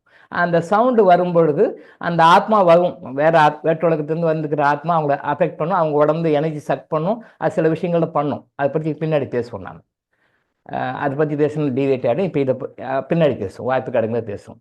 அப்போது அந்த அந்த சவுண்டு வந்து அந்த அந்த ரிலேஷன்ஷிப் டைமில் வரும். அப்போ அது வெளியே போயிட்ட பிறகு அது போயிடும். அது பெரும்பாலும் தூக்க டைமில் தான் வரும், தூங்குறக்கும் போது தான் வரும். அதை பற்றி தனியாக பேசுவோம், ஒரு நாளைக்கு பேசுவோம். ஆவிகளை பற்றி பேசும்போது வருவோம், இல்லை சப்ஜெக்ட் எப்படியாக வரும்போது டிஸ்கஸ் பண்ணிக்குவாங்க. நிறைய பேர் என்ன பண்ணுவாங்க, இதுக்கு மருந்து சாப்பிடுவாங்க, அதுக்கு மருந்து சாப்பிடுவாங்க. அது சரியில்லை மருந்து, அதுக்கு எதுக்கும் ஒர்க் அவுட் ஆகாது. சில மருந்துகள் விற்கிறாங்க மார்க்கெட்டில் இருக்குது, பட் ரிசல்ட் அவ்வளோவா கொடுக்காது. பட் உட்புற காரணம் வந்து அவங்க என்ன சொல்லுவாங்க, இந்த பிரச்சனை லங்ஸில், இந்த பிரச்சனை வின் பைப் காற்று குடலில், இந்த பிரச்சனை அந்த பிரச்சனை, லேரிங்ஸில் இந்த பிரச்சனை, அப்படி சயின்ஸில் ஏதோ சொல்லுவாங்க. பட் இது ஃபிசிக்கல் ரீசன். இன்டர்னல் ரீசன் வந்து தீய ஆவிகளுடைய பாதிப்பு இருந்தால் தான் கொரட்டை வரும், 100% கொரட்டை வரும். அந்த பாதிப்பு இல்லைன்னா கொரட்டை போயிடும். நம்ம இன்டர்னலாக எக்ஸ்டர்னல் ரெண்டு பார்க்கும்போது நம்ம எப்பவுமே எக்ஸ்டர்னல் தான் கான்செப்ட் பண்ணுறோம், இன்டர்னல் விட்டுருவோம். இன்டர்னல் சரி பண்ணால் எக்ஸ்டர்னல் ஆட்டோமேட்டிக்காக சரியாயிடும். சித்தர்கள் அதை தான் உள்ளதான் பார்ப்பாங்க,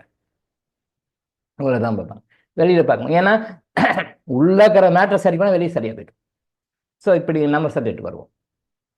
அப்போ அந்த தூங்குற நேரத்தில் அந்த தேவையில்லாத ஆவிகளுடைய பாதிப்புகளாக வரும். இதே மாதிரி திருமணம் பண்ணும் பொழுது அந்த ஏற்கனவே முற்பிறவியில் இவங்க ஒரு ஆணாகவோ பெண்ணாகவோ இருந்திருப்பாங்க, கணவன் மனைவியாக வாழ்ந்திருப்பாங்க. அந்த கணவன் மனைவியுடைய ஆத்மாக்கள் வரும்பொழுது முகேஷ் சார் கேட்டார், அது நம்ம எண்டில் வச்சுக்கணும், ஒரு 1/2 hour கழிச்சு லாஸ்ட்டாக வந்திருந்தாங்கன்னா அது கொஸ்டின் ஆன்சர் பண்ணுவோம். இப்போது அவங்க சாதாரணமாக வந்து நம்ம பீப்புள் வந்து என்ன பண்ணுவாங்க, பொறாமை பொச்செருப்பு நம்ம சொல்லுவீங்க. இது எல்லாருக்கும் இருக்கும். எங்கிட்டலாம் இல்லைங்க, நான்லாம் பொறாமலாம் இல்லைங்க அப்படின்லாம் சொல்லுவோம். ஆனால் அது மைண்டில் இருக்கும். பர்சன்டேஜ் வேணால் வேரி ஆகும், பர்சன்ட் டு பர்சன்ட் வேரி ஆகும். பக்கத்து வீட்டுக்காரன் கார் வாங்கிட்டான்னா கார் வாங்கிட்டானா ஓகே அப்படின்னு சொல்லி யோசனை பண்ணுவாங்க. அது வரைக்கும் வாங்க மாட்டாங்க, அதுக்கு பிறகு வாங்குவாங்க. அது வரைக்கும் யாரும் வாங்க மாட்டாங்க, அதுக்கு பிறகு வாங்குவாங்க. ஏதோ ஒரு வீடு வாங்கிட்டேன்னா அது வரைக்கும் இருக்காது, அதுக்கு பிறகு தாட். இந்த பொறாமை அப்படின்றது எல்லார் மனசுலையும் இருக்கு. அது நம்மளையும் அறியாமல் இருக்கும், நம்ம அக்செப்ட் பண்ணிக்க மாட்டோம். அதெல்லாம் பொறாமல் நான் பரல அப்படின்னு. ஆனால் அந்த பொறாமையின் உணவு கண்டிப்பாக எல்லார்கிட்டையும் இருக்கும். அது நீக்கத்தக்க ஒரு அதாவது அதாவது கேன்சல் பண்ண வேண்டிய ஒரு குணம். அது ஒரு குணம். நான் இறைவனை அடைவதற்கு தடைகளாக இருக்கின்ற குணங்கள்ல ஒரு 8 வகையான குணங்கள் இருக்கு. 8 வகையான குணங்கள் இருக்கு. அதுதான் அசுரர்கள்னு சொல்லி மதங்கள் காட்டுறாங்க. சைத்தான்கள், சாத்தான்கள் அப்படின்னு மற்ற மதங்கள் சொல்றதும், சாத்தான்கள் அப்படின்னு சொல்லி கிறிஸ்டியானிட்டியில் சொல்றதும், ஷைத்தான்னு சொல்லி இஸ்லாத்தில் சொல்றதும், அசுரர்கள் அப்படின்னு சொல்லி இந்து மதம் சொல்றதும், அதுதான் குணங்கள் தான். அந்த குணங்கள்ல பொறாமை குணமும் ஒன்று. அதை தான் அழிக்கணும், அதை தான் அழிக்கணும் தான் சொன்னாங்க. ஆனால் நம்ம தப்பு எதையோ அழிச்சிட்டு இருக்கிறோம். அடிக்கணும் தெரியணும்னு தெரியாமல் அழிச்சிட்டு இருக்கிறோம். பட் உண்மையில கொலை பண்ணுறது தான் அழிப்புன்னு இல்லை. எந்த உயிரும் கொலை பண்ணக்கூடாது. அந்த குணங்களை அழிக்கணும் தான் நமக்கு எல்லா மதங்களையும் சொல்லியிருக்காங்க. அந்த குணங்கள் தான். சைத்தான்றது தனியாண்டு, அது ஒரு குணம். சாத்தாந்த ஒரு குணம்.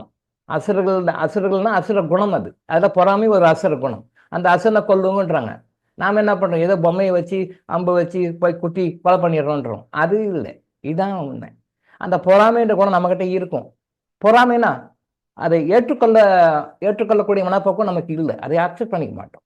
அப்போ பூர்வ ஜென்மங்களில் நாம் ஆனா பெண்ணா பறந்திருப்போம். நமக்கு ஒரு ஜோடி இருந்திருப்பாங்க. கணவனாக இருந்தால் மனைவி இருப்பாங்க, மனைவி இருந்தால் கணவனாக இருப்பாங்க, இல்லை காதலனாக இருந்தாலும் காதல் இருந்திருப்பாங்க. இப்போ அடுத்த பிறவியில் நாம் மாறும் பொழுது நல்லா நோட் பண்ணிக்கோங்க. இந்த பிறவியில் நம்ம தாத்தா பாட்டிக்கு, இந்த பிறவியில் இருக்கிற தாத்தா பாட்டிக்கு நாம் திதி கொடுக்குறோம். போன பிறவியில் இந்த தாத்தா பாட்டிக்கு எப்படி கொடுத்தீங்க, அதுக்கு முன்னாடி இந்த பிறவியில் தாத்தா பாட்டிக்கு எப்படி கொடுத்தீங்க, கம்பேர் பண்ணி பாருங்க. இந்த பிறவியில் தாத்தா பாட்டி கொடுக்குறோம், அப்பா அம்மா இருக்காங்க, தாத்தா பாட்டி கொடுக்கும். பயாலஜிக்கலா அப்பா அம்மா இருக்காங்க, இவங்களுக்கு கொடுக்குறீங்க. போன பிறவியில் வேற அப்பா அம்மா, அதுக்கு முன்னாடி வேற அப்பா அம்மா, அதுக்கு முன்னாடி வேற அப்பா அம்மா, வேற வேற தாத்தா பாட்டி. இப்ப அடுத்தடுத்த பிறவிகளையும் வேற வேற அப்பா அம்மா, வேற வேற தாத்தா பாட்டி, வேற வேற அண்ணன் தம்பி, ஒரு பிறவிலையும் மாறும். அதான் உண்மை. அப்போ ஃபியூச்சரை விட்டுடுவோம், ப்ரெசண்ட்டையும் விட்டுடுவோம். அப்போ பாஸ்ட் லைஃப்ல ஏற்கனவே கணவன் மனைவியாக இருந்திருப்பாங்க, நாம பிறவி எடுத்து வந்துட்டு இருப்போம், அவங்க பிறவி எடுக்காம இருப்பாங்க. அவங்க என்ன பண்ணுவாங்கன்னா நம்ம மேல பொறாமப்படுவாங்க. இது என் மனைவி, இவன் எப்படி கல்யாணம் பண்ணிக்கலாம், அந்த புரியல் இல்லை, தெரிதல் இல்லை. அந்த ஆத்மா ரீதியான அந்த நாலேஜ் அவங்களுக்கு இல்லை. அந்த ஆத்ம ரீதியான புரிதல் இருந்துச்சுன்னா அவங்க உடனே நோ ப்ராப்ளம், அது ஓகே. இல்லைன்னும் போது அவங்களுக்கு தெரியும், இது என் மனைவி, இவன் எப்படி கல்யாணம் பண்ணிக்கலாம், இவன் எப்படி என் மனைவி கிட்டே இருக்கலாம் அப்படின்னு அந்த ஆத்மா நினைக்கும். என்னுடைய கணவன் இவன் என்னுடைய கணவனை இந்த பொம்பளை எப்படி பங்கு போட்டுக்கலாம், இந்த பொம்பளை எப்படி உரிமை கொண்டாடலாம் கணவன் சொல்லிட்டு அந்த ஆத்மா நினைக்கும். இப்ப இந்த மாதிரி தவறான புதில் இருக்கிற ஆத்மா என்ன பண்ணும்னா, இன்னைக்கு பிரசன்ட் லைஃப்ல உங்களுக்கு கண்ணுக்கு தெரியாத அந்த தாம்பத்திய உறவு கொள்வதிலும் நீங்க கணவன் மனைவியாக வாழ்வதிலும் சில பிரச்சனைகளை உருவாக்குவாங்க. உங்களுக்கு கண்ணுக்கு தெரியாது இன்விசிபிள் ரீசன் அது. இதை அவங்க சாட்டிஸ்ஃபை பண்ணணும். இது யாருக்கு என்ன எப்படி போடணும், போன ஜென்மத்துக்கு என்ன போடணும், எப்படி போடணும் யாருக்கும் தெரியாது. இதை இறைவனுக்கு தெரியும், எல்லாமே அவருக்கு தெரியும். Because is the creator. அவருக்கு பாஸ்ட் லைஃப்ல யார் என்ன எல்லாமே தெரியும், ஃபியூச்சர்லையும் தெரியும், இப்பயும் தெரியும். ஸோ அதனால இதையெல்லாம் நீக்குவதற்காகத்தான் அந்த சாந்தி முகூர்த்த அன்னைக்கு தர்மம் பண்ண சொல்லி சொன்னாங்க. நம்ம எப்படி அது எப்படி வேலை செய்யுது நான் பின்னாடி சொல்லுவோம். இப்போதைக்கு புரிஞ்சுக்கோங்க ஏன் தர்மம் செய்யணும், இந்த தர்மம் செய்வது எதுக்காக செய்யணும், இந்த தர்மம் செய்வது அந்த ஆத்மாக்களை எப்படி அதை தன் நிலையை உணர வைத்து, தன்னுடைய நிலையை உணர வைத்து அவங்க அடுத்த லைஃபுக்கு போயிட்டாங்க, அவங்க இந்த லைஃப்ல நமக்கும் அவங்களுக்கு சம்மந்தம் இல்லை, அந்த லைஃபோட நம்ம அது முடிஞ்சு போச்சு, நம்முடைய கண்ட்ரோல்லாம் இதோட நிறுத்திக்கணும், அடுத்த லைஃபுக்கு கொண்டு போகக்கூடாது, இது வேற அப்படின்னு அந்த தெரிதல் புனித உணர வைக்கும். அது உணர்வதற்காக நீங்கள் செய்கின்ற தர்மம் உதவும். அதனால அன்னைக்கு தர்மம் செய்ய சொன்னாங்க. 100% யாரும் செய்ய மாட்டாங்க. கல்யாணத்துக்கே செய்யறதுல அவங்க சாந்தி முகூர்த்து போய் பண்ண போறாங்க. அந்த மணமக்கள் கையார செய்யணும். அந்த சம்பந்தப்பட்ட கணவன், சம்பந்தப்பட்ட மனைவி, சம்பந்தப்பட்ட மணமகன், சம்பந்தப்பட்ட மணமகன் கையால அவங்களுக்கு செய்யணும். சாஸ்திரங்கள் ரொம்ப நுணுக்கமாக சொல்லி கொடுத்துருக்காங்க, ரொம்ப டீப்பாக இல்லை. அது அந்த கர்மா இருக்கிறவங்கன்னா அவனுக்கு புரியும், அவங்களுக்கு தான் தெரியும், மற்றவங்களாம் சொல்ல மாட்டேன், தெரிய மாட்டேன். இன்னைக்கு வாழ்க்கையில கணவன் மனைவரோட தாம்பத்திய உறவுகளுக்கு நிறைய பிரச்சனைகள் காரணம் பாஸ்ட் லைஃப்ல அவங்க சம்பந்தப்பட்ட கணவன் மனைவியாக இருந்த ஆத்மாக்களுடைய பொறாமையினால் வருகின்ற தீய விளைவுகள் அப்படின்னு சொல்றோம். திருமணம் தாமதமாவதற்கு நிறைய பேர் கிளையர் மைன்ஸ்ல பார்த்தா நிறைய கேஸ் வரும். பெண்ணு மாப்பிள்ளை பார்த்துருக்கேன் அமைய மாட்டேங்குது, மாப்பிள்ளைக்கு பொண்ணு பார்த்துக்க அமைய மாட்டேங்குது அப்படின்னு சொல்லி கிளே வாய்ஸில் பார்த்த கேஸில் நியர்லி 40 to 50% பாஸ்ட் லைஃப்பில் அவங்களுடைய பார்ட்னராக இருந்தாங்களே கணவன் மனைவியுடைய அந்த எதிர்ப்பு, அந்த பொறாமை, அந்த ஏற்றுக்கொள்ள முடியாத மனப்பக்குவம் அவங்களுக்கு அடுத்த ஜென்மம் போயிட்டாங்க, அவங்க டெவலப் ஆகிட்டாங்க, அவங்க அடுத்த கணவன் அடுத்த மனைவி அதை நம்ம அக்செப்ட் பண்ணிக்கணும், அது ஒரு பயாலஜிக்கலாக அவங்க அப்படி தான் போவாங்க அப்படின்னு சொல்லி புரிந்து கொள்ளாத அந்த ஆத்மாக்கள் கொடுக்குற தடைகள் நிறைய பேருக்கு ஆண்களுக்கும் பெண்களுக்கும் திருமணம் ஆகுவதை தடைப்படுத்துகின்றன. அப்படியே திருமணம் ஆயிட்டாலும் கூட சில கேசஸ் நான் பார்த்துருக்கேன். அந்த தாம்பத்தியோட வச்சுக்கிறதுக்கு ஏதாவது பிரேக் பண்ணிட்டே இருக்கும், சேர விடாது. இது வந்து அவங்களுக்கு காரணம் என்னன்னு தெரியாது. கணவன் மனைவி தான் ஒத்துமையாக இருப்பாங்க, நல்லா ஆனந்தமாக சந்தோஷமாக இருப்பாங்க. ஆனால் அந்த தாம்பத்திய உறவுன்னு சொல்லி போகும்போது ஏதாவது ஒரு தடங்கள் வந்து ஏதாவது பிரச்சனை வந்து பண்ணிவிடும். ஏன்னா பிகாஸ் அவங்க பண்ணுறது அது இவங்களுக்கு தெரியாது, சம்மந்தப்பட்ட மணமகள் தெரியாது. It is invisible. ஸோ அந்த ஒரு உறவை வைத்துக் கொள்வதற்கும் சரி, அந்த உறவை வைத்துக் கொள்வதற்கு முயற்சி பண்ணும் பொழுதும் சரி, நிறைய வகையில் அந்த மணமகனுடைய உடம்புலையோ மணமகளுடைய உடம்புலையோ உள்ள நுழைஞ்சி நிறைய பிரச்சனையை பண்ணுவாங்க. திருமணத்தை தள்ளி போகிறதுக்கும் இது காரணமாக இருக்கு. நிறைய கேஸில் நான் வந்து கிளைமான்ஸில் பார்த்து அதை கன்ஃபார்ம் பண்ணியிருக்கேன். இது நிறைய பேர் தெரியாது. நீ கோயிலுக்கு போ, சாமி கும்பிடு, விளக்கேற்று, இந்த கோயிலுக்கு போ, அந்த கோயிலுக்கு போ. ரைட், ஓகே, நான் தப்பு சொல்லலை. திருமணஞ்சேரி கோயிலுக்கு போகிறேங்க, கல்யாணம் ஆகுது, ரைட், ஓகே. திருமணஞ்சேரி கோயிலுக்கு போயும் கல்யாணம் ஆகலை, இதுக்கு என்ன சொல்லுவீங்க? திருநாகேஸ்வரம் போயிட்டு வந்தால் கல்யாணம் நடக்குது, ரைட், ஓகே, தப்பு இல்லை. அங்கே போயும் கல்யாணம் ஆகலை. காளீஸ்வரர் கோயிலுக்கு என்ன ஏதோ திருப்பதி பக்கத்தில் ஒரு கோயில் இருக்கு, அது என்ன கோயில்? காளஹஸ்தீஸ்வரர் கோயில். எஸ், திருப்பதி போகிற ரூட்டில் இருக்கும்னு நினைக்கிறேன். காளஹஸ்தி, அந்த காளஹஸ்தி ஈஸ்வரர் கோயில். அந்த கோயிலில் போய் ஒரு நாள் தங்கி அந்த சில செரிமனிஸ் எல்லாம் பண்ணிட்டு வந்தால் கல்யாணம் நடக்கும்னு சொல்லுவாங்க, ரைட், ஓகே. அந்த கோயிலுக்கு போய் பண்ணிட்டு வந்தும் கல்யாணம் ஆகாதவங்க இருக்காங்க. நான் அதை பற்றி தான் பேசுகிறேன். கோயிலுக்கு போனாங்க, கல்யாணம் ஆயிடுச்சு, ஓகே. திருமணஞ்சேரி போனாங்க, ஓகே. ராகு இதுக்கு உண்டான பரிகார தலங்களை போய் பண்ணுறாங்க, ஓகே, கல்யாணம் ஆயிடுச்சு. அங்கே போயும் ஆகலை அப்படின்னு கேஸை பற்றி இப்போ நான் பேசியிருக்கோம். எங்கே போயும் சரியாக கேஸ் தான் நான் பேசுகிறேன். இப்போ எந்த ஒரு பிரச்சனைக்கும் எந்த ஒரு சொல்யூஷனுக்கும் எங்கே போய் சொல்யூஷன் கிடைக்கலன்னும் போது தான் இங்கே கர்மாயஞ்சிலும் உள்ள வருது. அது வரைக்கும் வரல. அது நீங்கள் சொல்கிற மாதிரி பண்ணிக்கோங்க, எல்லாம் பண்ணிக்கோங்க. எல்லாமே செஞ்சிட்டீங்க, என்னது கோயிலுக்கோ போனீங்க, எங்கெங்கேயோ இருக்குது, எல்லா கோயிலுக்கும் போய் கடன் தேரல, கடனாகவே இருக்கிறேன், வட்டி கட்ட முடியல, அசல் கட்ட முடியல, என்ன பிரச்சனை தெரியல. எங்கே கோயிலுக்கு என்னென்ன பண்ணி தெரியல, கர்மாயஞ்சிலும் உங்களுக்கு ஆன்சர் கொடுக்குது. நீங்கள் எந்த வாழ்க்கையில் எந்த பிரச்சனைக்காக இருந்தாலும் அல்டிமேட் சொல்யூஷன் வந்து கர்மாயஞ்சிலிங்களே இருக்குது. நீங்கள் 18 இறைக்கட்டளை மட்டும் ஃபாலோ பண்ணி பாருங்கள், உங்கள் லைஃப்பில் சாதிக்க முடியாத விஷயம் எதுவுமே எல்லாமே மாறும். நீங்கள் எந்த அளவுக்கு ஃபாலோ பண்ணுறீங்கன்றதான் விஷயம். 18 இறைக்கட்டளைகளை நீங்கள் எந்த வகையில் எந்த அளவுக்கு எவ்வளோ வந்து ஒரு ஆத்மார்த்தமாக எந்த அளவுக்கு டெடிக்கேட்டடாக உங்கள் மனசாட்சிக்கு ஏற்ற மாதிரி எவ்வளோ போல முடியுமோ 100% நீங்கள் ஃபாலோ பண்ணி பாருங்கள். அது வாழ்க்கையில் உங்களுக்கு எந்த பிரச்சனை தான் இருக்கிற சொல்யூஷன் வரும். நீங்கள் செய்ய வேண்டியது 3 விஷயம்தான். குட் கர்மாவை கிரியேட் பண்ணணும், பேட் கர்மாவை குறைக்கணும். இது 2 தான். இதுக்கு இறைக்கட்டளைகள் உதவும், இதை ஃபாலோ பண்ணணும். குட் கர்மா வாழ்க்கையில் நீங்கள் எப்பயுமே உங்களுடைய நல்ல கர்மாவை சேர்த்தணும், கெட்ட கர்மாவை குறைக்கணும். இது 2த்துக்குமே இறைக்கட்டளைகளை உதவும். இந்த இறைக்கட்டளை நீங்கள் லைஃப்பில் மேக்ஸிமம் எவ்வளோ கொள்ள முடியும் உயிரை கொடுத்து ஃபாலோ பண்ணுங்கள். ஃபாலோ பண்ணி பாருங்கள், உங்கள் பிரச்சனை எப்படி மாறுது. நீங்கள் நினச்சே பார்க்க முடியாமல் மாறும். அப்படியே இந்த ஜென்மத்தை உங்களுக்கு அப்படி தான் இருக்கணுன்ற கர்மா வச்சுருந்தீங்கன்னா கூட அடுத்தடுத்த பிறகுகள் அது இல்லாமல் வாழ்றதுக்கு சரியான வழிகளை பரிகாரங்களை உங்களை செய்ய வைக்கும். அடுத்த லெவல் நல்ல லெவலுக்கு போவீங்க. கண்டிப்பாக மாற்றங்கள் இருக்காது. இது பரிகாரம் பண்ணியும் பலனில்லை அப்படின்னு சொல்கிறவங்கலாம் இதை ஃபாலோ பண்ணி பாருங்கள், மாறும், பாசிட்டிவாக மாறும், நன்மைகள் கிடைக்கும். நீங்கள் செய்ய வேண்டிய இது மட்டும்தான். அப்போ பிரம்மச்சரியம் ரொம்ப தவறு. அது ஆண்களாக இருந்தாலும் சரி, பெண்களாக இருந்தாலும் ரொம்ப தவறு. இந்த பிரம்மச்சரியத்தை வந்து நாங்கள் ஃபாலோ பண்ண தாம்பத்தியத்தில் வரும்பொழுது நமக்கு எல்லா பிரச்சனைக்கும் சொல்யூஷன் கிடைக்கும்னு சொல்லியிருக்கோம். ஃபைனான்சியல் ப்ராப்ளத்துக்கும் சொல்யூஷன் இருக்குது. அந்த மாடர்ன் சயின்டிஸ்ட் சொல்கிற அந்த செக்ஸ் உறவு அப்படின்றதுக்கும் இறைவனும் சித்தர் பெருமக்களும் சொல்லுகின்ற அந்த தாம்பத்திய உறவுக்கும் நிறைய வித்தியாசம் இருக்கு. அது வந்து அந்த உறவின் பொழுது அந்த மணமகனுடைய உடம்புல இருந்து மணமகளுக்கும், மணமகளுடைய உடம்பு மணமகனுக்கும் ஒரு எனர்ஜி போகும். சுக்கிலம் சுருளிதம் டிரான்ஸ்ஃபர் ஆகுதுன்றது இல்லை, அது பிசிக்கல். ஆணுடைய உடம்புல இருந்து சுக்கிலம் போகுது, பெண்ணுடைய உடம்பு சுரோனிதம்னு ஒன்று போகும். அது ஈக்குவலன் டு விந்து. விந்து மாதிரி அது விந்து வந்து வெள்ளையா இருக்கும், சுரோனிதம் வந்து சிவப்பா இருக்கும், இளஞ்சிவப்பா இருக்கும், சிவப்பா இருக்கும். இது இங்க பாடியிலிருந்து இவங்க பாடிக்கு போகும்.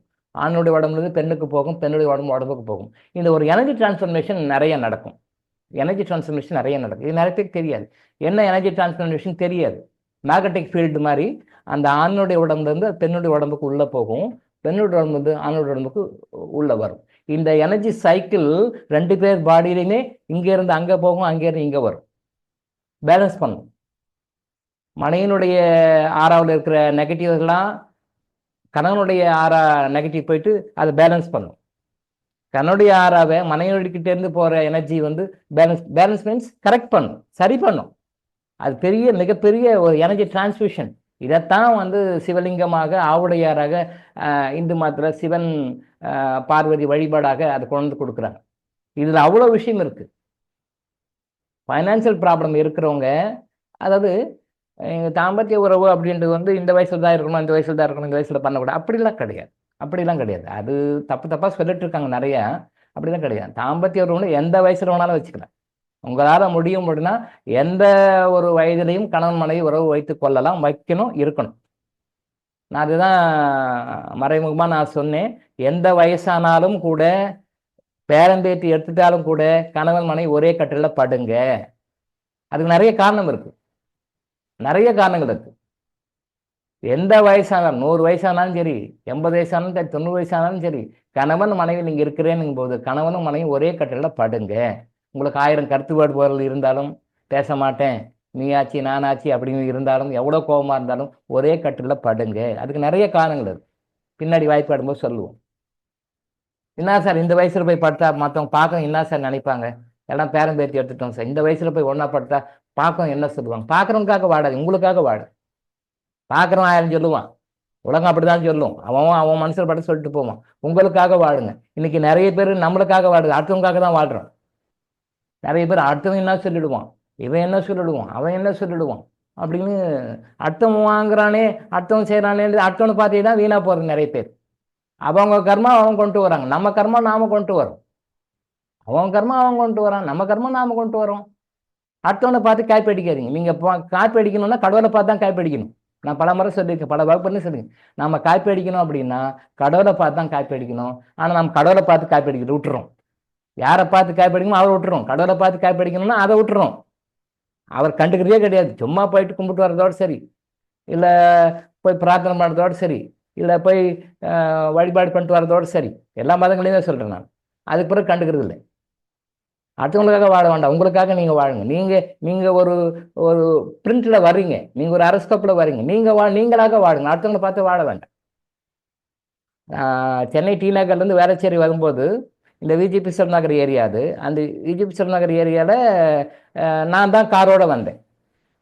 காரு முதல்ல வாங்கி யூஸ் பண்ணுறது நான் தான். அது வரைக்கும் இங்கே யாருமே கார் வாங்கலை. அங்கே டாக்டர் ஃபேமிலி ஒன்று டி நகர்னு வந்திருக்காங்க, டாக்டர் வந்திருக்காரு, டாக்டர் கார் வச்சிருக்காரு அப்படின்னு சொல்லி பார்த்துட்டு அதுக்கு பிறகு பக்கத்து வீட்டுக்கார் வாங்கினேன். என்னை பார்த்துட்டு பக்கத்து வீட்டுக்கார். அது வரைக்கும் அவங்களுக்கு கார் வாங்கணும் யோசனை இல்லை. கார் வாங்கணும் தேவை இருக்கு, ஆனால் அவங்க கார் வாங்கணும் யோசனை இல்லை. அவங்க வாங்கினாங்க. அவங்க வாங்கிட்டாங்களா அப்படின்னு சொல்லிட்டு அடுத்த பிறகு இன்னொருத்தர் வாங்கினாங்க. அப்படியே இப்போ அந்த சீட்ல கார் இல்லாதவங்க யாருமே இல்லை, எல்லாரும் கார் வாங்க ஆரம்பிச்சுட்டாங்க. தனக்கு கார் வேணும், தான் வாங்கணும் அப்படின்னு யாரும் யோசனை பண்ணல. டி நகர்ந்து ஒருத்தர் டாக்டருங்க ஒருத்தர் வந்திருக்காரு, நம்ம ஏரியாவுக்கு புதுசாக வந்திருக்கிறாரு, அவரு கார் வச்சுருக்கிறாரு. அவரு கார் வச்சுக்கும் போது அப்போ நாமளும் கார் வாங்கணும். அதுக்கு பிறகுதான் தோணி கார் வாங்கினேன். நான் வரும்போது முதல் காரு என்னோட அந்த ஏரியா அந்த ஸ்ட்ரீட்லயே முதல் காரு என்னோட கார் தான். அப்போதான் டெவலப்பிங் ஏரியா அது. அப்போதான் அப்படி கொஞ்சமாக அப்படி டெவலப்பான ஏரியா அது, விஜிபி செல்வா நகர். ஸோ ஃபஸ்ட்டு நான் தான் காரோட வரேன். அது வரைக்கும் யாரும் கார் வாங்கலை. யார் வீட்லையும் கார் ஷெட்டும் கிடையாது, எல்லாமே அப்படி இப்படி வீடு கட்டியிருந்தாங்க. நான் வந்த பிறகு என்னுடைய கார் பார்க்கிங்கில் நான் கார்னதை பார்த்து என்னை பார்த்துட்டு எல்லாரும் கார் வாங்க. அப்புறம் பார்த்தா ஒரு 2-3 இயர்ஸில் எல்லா வீட்லையும் கார் வந்துருச்சு. அப்போ யாரை பார்த்து வாங்குறாங்க? டாக்டருங்க பார்த்து வாங்குறாங்க. இது எதை காட்டுகிறது? அவங்களுக்கு தேவையோ தேவையில்லையோ அதை பற்றி தோணலை. யாரோ புதுசாக வந்திருக்காங்க, டி நகர் நம்ம ஏரியா புதுசாக வந்துருக்காங்க, அவங்க வீட்டில் மட்டும் கார் நிற்குது, அவங்க மட்டும் காரில் போகிறாங்க வராங்க, ஓ அப்போ நாமளும் வாங்கிக்குவோமே அப்படி. இது மனசில் அறியாமல் வர்ற விஷயம்தான். அதே மாதிரி தான் நீங்கள் எல்லா ஒரு விஷயத்தையும் பார்க்கும் பொழுது ஸ்க்ரீன் பாருங்க.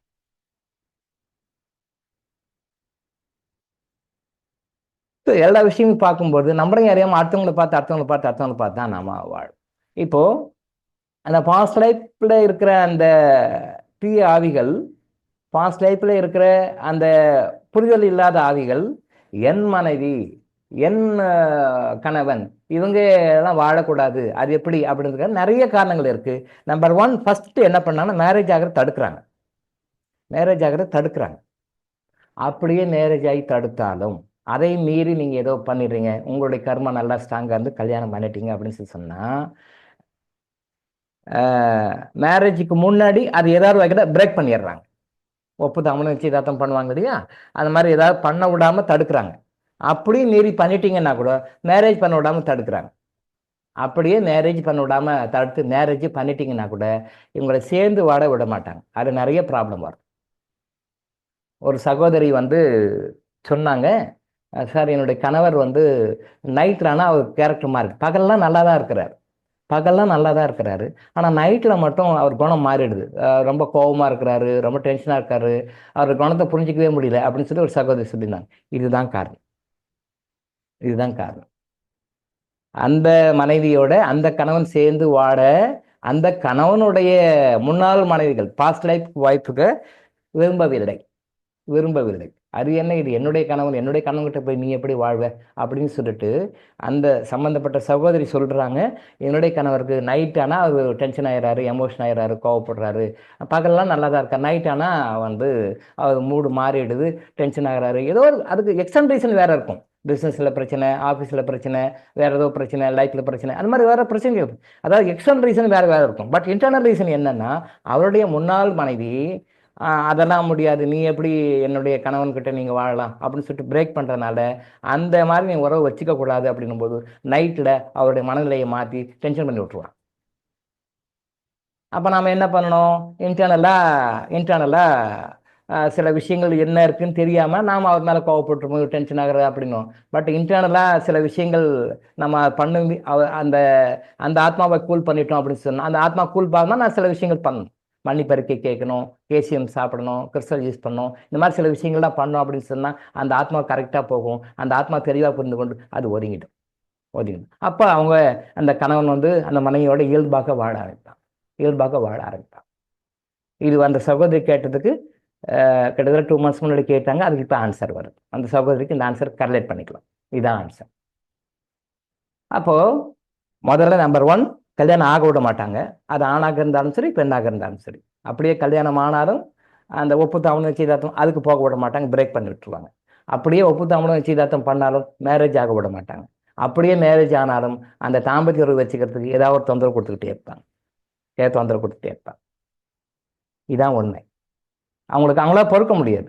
பட் கண்ணுக்கு தெரியாத உறவுன்றனால உங்களுக்கு அது தெரியாது. ஆனால் இன்டர்னல் ரீசன் இதுதான். அப்போ இது எப்படி சார் சரி பண்றது? அவங்களுக்கு புரிய வைக்கணும், அவ்வளோதான். அதான் வேற வழியே கிடையாது. இப்போ சில பெண்கள் சொல்லுவாங்க, நைட்டில் தூங்கும்போது யாரோ அமுக்கிற மாதிரி இருக்கு சார், அப்படின்னு சொல்லுவாங்க. இதை என்னுடைய குரு சுந்தரராஜன் அமுக்கான் பிசாசுன்னு டிக்ளேர் பண்ணி அது எக்ஸ்பிளைன் பண்ணி எனக்கு சொன்னார். அமுக்கான் பிசாசு, இந்த அமுக்கான் பிசாசு அப்படின்னு சொல்லி என்னன்னா, அதெல்லாம் உண்மைதான். அது வேற வேற பேர்ல கந்தசஷ்டி கவசத்தோட மென்ஷன் பண்ணியிருக்கிறாங்க.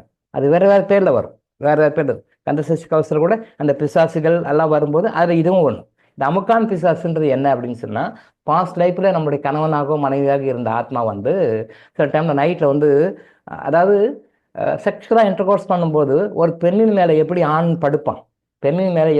படுப்பான், அடுத்து ப்ரெஷர் கொடுப்பான், அமுக்குவோம், ப்ரெஷர் கொடுப்பான். அதே மாதிரி அந்த ஆவி அமுக்கும். இந்த கணவன் மனைவி வரும்போது மனைவி கீழே இருப்பாங்க, கணவன் மேலே இருப்பார். கேரளா சைடில் கொஞ்சம் வித்தியாசமாக இருக்கும். கணவன் கீழே இருப்பார், மனைவி மேலே இருப்பாங்க. அது கேரளா சைடில் இருக்குது. கேரளா சைடில் அதை ஃபாலோ பண்ணிட்டாங்க சில பேர். அந்த அந்த உறவுல வந்து கணவன் கீழே இருப்பார், மனைவி மேலே இருப்பார். அது ஒரு டெக்னிக். அது நிறைய விஷயம் இருக்கு. அதை பற்றி பின்னாடி வாய்ப்பு கிடைச்சா, இறைவன் அனுமதிச்சா நம்ம அதை பற்றி பேசுவோம். அது ஒரு இருக்கு. இப்போ நம்ம ஜென்ரலாக எப்படி வருவோம், பெண்கள் கீழே இருப்பாங்க, ஆண்கள் மேலே இருப்பாங்க. கேரளாவில் மட்டும் கொஞ்சம் மாறி இருக்கும். எனிஹவ் அது நிறைய போஸ்டர் இருக்கு. அது ஒரு போஸ்டர். அது ஒரு போஸ்டர். இந்த போஸ்டரில் பார்க்கும்பொழுது அதே ஆத்மா வந்து அமுக்கும். அதுக்கு என்னன்னா, நம்முடைய மனைவி நாம போய் அந்த செக்ஷுவலாக இன்டர்கோர்ஸ் வச்சுக்குவோம் அப்படின்ற மாதிரி அது வந்து அமுக்கும். அதை அமுக்கிறது தான் நிறைய பேர் ஃபீல் பண்ணுவாங்க. ஏதோ ஒன்று என்ன அமுக்குது, ஏதோ ஒன்று அமுக்குதுன்னு சொல்லுவாங்க. இந்த அமுக்கிறது அப்படின்றது உங்கள் பாஸ்ட் லைஃப் சம்மந்தப்பட்ட அந்த ஆத்மா. அது தன்னை ஒரு மனிதனாக நினைத்து கொண்டு உங்களை வந்து அமுக்கும். கண்ணுக்கு தெரியாது, ஆனால் அமுக்கிற தீது உங்களுக்கு தெரியும். இதுதான். இதை நீங்கள் வெளில சொன்னீங்கன்னா வெளியே சொல்ல மாட்டீங்க. அப்படியே வெளியே சொன்னாலும் இதெல்லாம் நீ கற்பனை பண்ணிட்டுக்கிற, யார் போய் என்ன பண்ணிட்டு போகிறாங்க, ஆனால் சும்மா அந்த காலத்து உண்மை. அதுக்கு பேர் அமுக்கான் பிசாசு. அந்த அமுக்கான் பிசாசுன்றது எப்படி வரும், என்ன பண்ணும், என்ன செய்யும், என்ன செய்யாது, எந்த மாதிரி பண்ணுன்றது எனக்கு என்னுடைய குரு சுந்தரராஜன் தெளிவாக அதை லைவாக அது சில விஷயங்கள்லாம் புரிய வச்சு காட்டி கொடுத்தாரு. ஏன் அமுக்கான் பிசாசு வருது, அது என்ன பண்ணுது, இந்த அமுக்கும் அது லேடிஸ் நல்லா தெரியும். அது சில பேருக்கு சொல்ல தெரியாது, சில பேருக்கு எப்படி சொல்றதுன்னு கூச்சப்படுவாங்க, சில பேருக்கு எப்படி அது இதுதானே தெரியாது அவங்களுக்கு. அவங்களோட பாஸ்ட் லைஃப் சம்மந்தப்பட்டது ஆத்மா ஒரு ஆணை போல வந்து அமுக்கும். தட் இஸ் கால்ட் அமுக்கான் பிசாசுன்னு சொல்லுவாங்க. அந்த அமுக்கான் பிசாசு சொல்ற இதுதான். அதுக்கு சில முறைகளை, சில பரிகார முறைகள் என்ன மாதிரி பண்ணா அந்த அமுக்கான் பிசாசு குட் பை சொல்லிட்டு ஒதுங்கி போயிடும் அப்படின்னு சொல்லி சில விஷயங்களை எனக்கு கற்றுக் கொடுத்தார். இது என்ன பண்ணுது, அவங்கள கன்சீவ் ஆக விடாம பண்ணுது. பார்த்துருக்கேன். அடுத்த லெவலுக்கு வருது. ஸோ மீறி செக்ஷுவல் இன்டர்கோர்ஸ் வச்சுக்கிட்டாங்க, குழந்தை கன்சீவ் ஆயிடுச்சுன்னா அதை அபார்ஷன் பண்ணி விட்டுடுது. நிறையா இருக்கு, அபார்ஷன் பண்ணி விட்டுடுது. உங்களுக்கு தெரியாது. ஏன் தெரியல சார், டாக்டர்கிட்ட போட்டிங்கன்னா இந்த வீக்கு அந்த வீக்கு அனிமியா, இந்த பிரச்சனை அந்த ஏதோ ஒரு ரீசன் சொல்லுவாங்க. That is external reason. அதை விட்டுடுங்க. இன்டர்னல் ரீசன் இது வந்து அது எப்படி குழந்தை பிறந்தவங்க நான் பார்த்துட்றேன் அப்படின்னு சொல்லிட்டு குழந்தைய வந்து அந்த கரு சேர்ந்து உருவாகி ஒரு குழந்தை உருவாகக்கூடாது, ஏதாவது பிரேக் பண்ணிகிட்டே இருக்கும், அபார்ஷன் ஆகிடும். ஸோ இந்த மாதிரி அபார்ஷனுக்கு நிறைய காரணங்கள். சில பேர் வாலண்டரியாக இவங்க அபார்ஷன் பண்ணுவாங்க. இந்த குழந்தை இந்த சூழ்நிலை நமக்கு வேண்டாம், இந்த சூழ்நிலை நம்ம குழந்தை பிறந்துருச்சு, கன்சீவ் ஆயிடுச்சுன்னு சொல்லி அவாய்ட் பண்ணுவாங்க. இவங்களா வாலண்டரியாக வந்து அபார்ஷன் பண்ணுவாங்க. நம்ம அது கூட தப்புன்னு சொல்லிட்டு அந்த மாதிரி பண்ணக்கூடாது. ஒரு உயிர் ஜனித்ததுன்னா அது due to your past life karmas. அது காரணத்தான் தான் அந்த கரு ஜனிக்குது. அதை வந்து நீங்கள் அபார்ஷன் நீங்கள் பண்ணி நீங்கள் என்ன காரணத்தான் பண்ணாலும் சரி, அதுக்கு என்ன ரீசன் நீங்கள் சொல்லிக்கலாம். எந்த ரீசன் சொன்னாலும் இறை சட்டத்தின்படி அது தவறு, பாவம், ஒரு கொலை. இறை சட்டத்தின்படி அது தவறு, பாவம், அது கொலை. கொலைக்குண்டான தண்டனை உங்களுக்கு கிடைக்கும். ஹஸ்பண்டுக்கும் கிடைக்கும், ஒய்ஃபுக்கும் கிடைக்கும். இதை செய்ய சொன்னாங்க பார்த்தீங்களா, எல்லாருக்கும் கிடைக்கும். இது செய்கிற டாக்டருக்கும் கிடைக்கும். அபார்ஷன் பண்ணுறாங்களே அந்த டாக்டருக்கும் பனிஷ்மெண்ட் உண்டு. எல்லாருக்கும் உண்டு.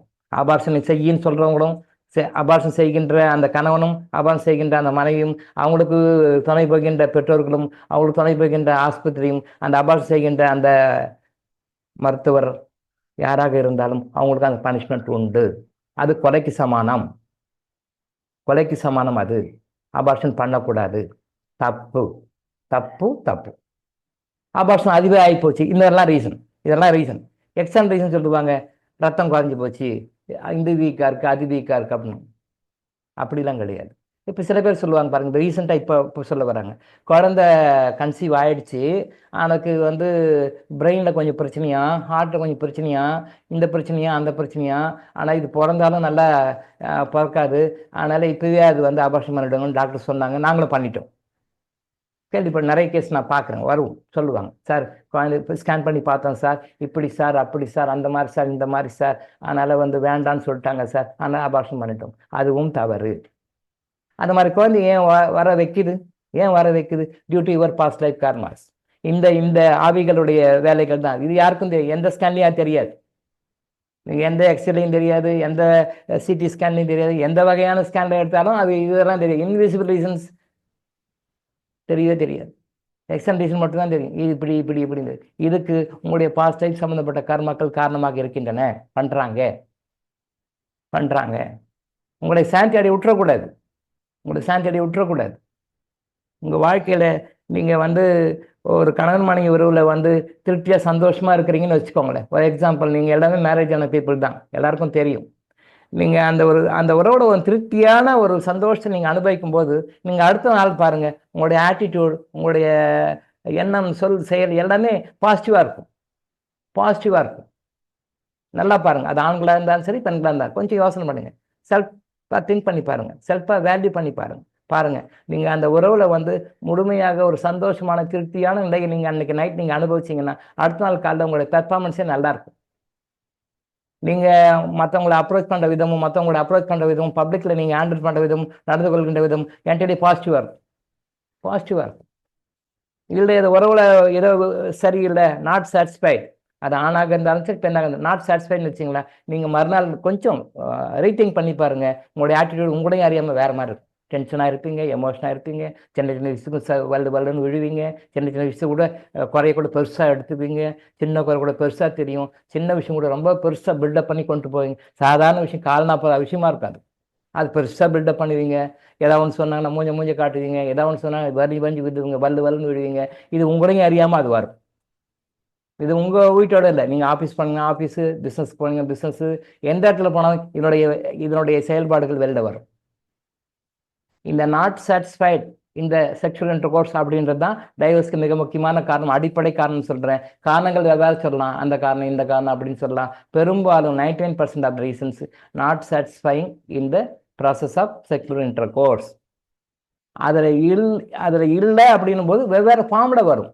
அந்த கோபம், அந்த எரிச்சல், அந்த டென்ஷன் வந்து அந்த மனைவி எப்படி காட்டுவாங்கன்னா கணவன்கிட்ட வெவ்வேறு ஃபார்மில் காட்டுவாங்க. ஆனால் இதான் காரணம் அவனுக்கே தெரியாது, இதுதான் காரணம் அப்படின்னு தெரியாது. கணவன் தன்னை திருப்திப்படுத்தவில்லை அப்படின்ற காரணம் வந்து அவங்களுக்கு தெரியாது, ஆனால் வெவ்வேறு ஃபார்மில் வெளிக்காட்டுவார். கணவனும் அப்படிதான்.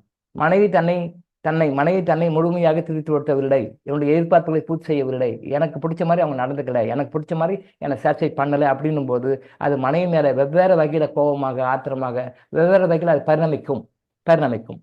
கணவனுக்கு மனைவியும் சரி, மனைவி கணவனும் சரி. இதுதான் ஒன்று. இதை மட்டும் சரி பண்ணிட்டோம் அப்படின்னு சொன்னால் நிறைய விஷயங்கள் பாசிட்டிவ் லைஃபாக. ஃபைனான்சியல் ப்ராப்ளம் இருந்தவங்களுக்கு, ஃபைனான்சியலாக ரொம்ப கடன் நிறையா இருக்குது சார், நிறைய இப்படி இருக்குது சார் அப்படின்னு சொன்னவங்களுக்கு கேசிஎம், கிறிஸ்டல் இதெல்லாம் கொடுத்தும் கூட இந்த மாதிரி தன் தாம்பத்திய உறவு சம்மந்தப்பட்ட விஷயங்களை சில பேருக்கு அவங்களுக்கு சொல்லியிருக்கேன் நான். நீங்கள் இப்படியெல்லாம் நடந்துக்கோங்க, நீங்கள் இப்படி தான் நடந்துங்க. தனிப்பட்ட முறையில் கணவனுக்கும் தனிப்பட்ட முறையில் மனைவிக்கும் கவுன்சிலிங் கொடுத்துருக்கேன், அதை அவங்கள ஃபாலோ பண்ணியிருக்காங்க. அப்புறம் சொல்கிறாங்க, sir now we are very very happy.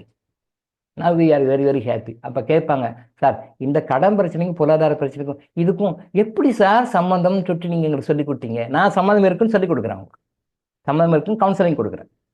அவங்க கேட்குறாங்க, சார் நாங்கள் எங்கெங்கேயோ போனோம் வந்தோம், கஷ்டப்பட்டோம், செஞ்சோம், இப்படி பிஸ்னஸ் பண்ணு, இந்த மாதிரி பண்ணு, இந்த டாக்டிக்ஸ் ஃபாலோ பண்ணு, இப்படி தான் நான் சொல்லி கொடுத்தாங்க. ஒழிய அந்த தாம்பத்தியரோட இந்த பொருளாதார பிரச்சனை சரி பண்ணுறதுக்கும், உங்கள் கஷ்டங்கள் போவதற்கும், நீங்கள் வந்து கடந்தெல்லாம் வெளியே வர்றதுக்கும் இதில் இவ்வளோ சொல்யூஷன் இருக்குது அப்படின்றது எப்படி சார் சொன்னீங்க அப்படின்னு. நான் சொல்லலை, எனக்கு சித்தர்கள் சொல்லி கொடுத்தாங்க, என்னுடைய குருமார்கள் சொல்லி கொடுத்தாங்க, அதை நான் அவங்களுக்கு சொல்லி கொடுத்தேன். ஆச்சரியப்பட்டாங்க. நிறைய பேர் சொல்லுவாங்க, எப்படி சார் இதுக்கும் மொட்டை தலைக்கும் முழங்காலுக்கும் முடிச்சு போடுறீங்களா சார்? ஆனால் முடிச்சது போட்டா ரைட்டு, ஆனால் ஒர்க் அவுட் ஆகுதா இல்லையா? ஆமாம் சார் ஒர்க் அவுட் ஆகுது சார். ஆனால் இது வரைக்கும் யாருமே சொல்லியே சார் இருக்கு. உங்களுடைய பொருளாதார சூழ்நிலைக்கும் உங்களுடைய தாம்பத்திய உறவுக்கும் சம்மந்தம் இருக்கு. உங்களுடைய ஆரோக்கியத்துக்கும் உங்களுடைய தாம்பத்திய உறவுக்கும் சம்மந்தம் இருக்கு.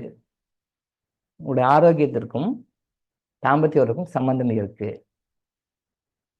இந்த தாம்பத்தியோட சாட்டிஸ்ஃபை ஆகலை அப்படின்னும் போது அது பெண்மணியின் உடம்புலையும் சரி, அந்த ஆண் மகன் உடம்புலையும் சரி, ரெண்டு பேர் உடம்புலையும் சில பிரச்சனைகளை உருவாக்கும்.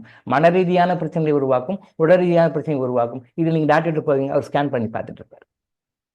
ஸ்கேன்ல இதெல்லாம் தெரியாது.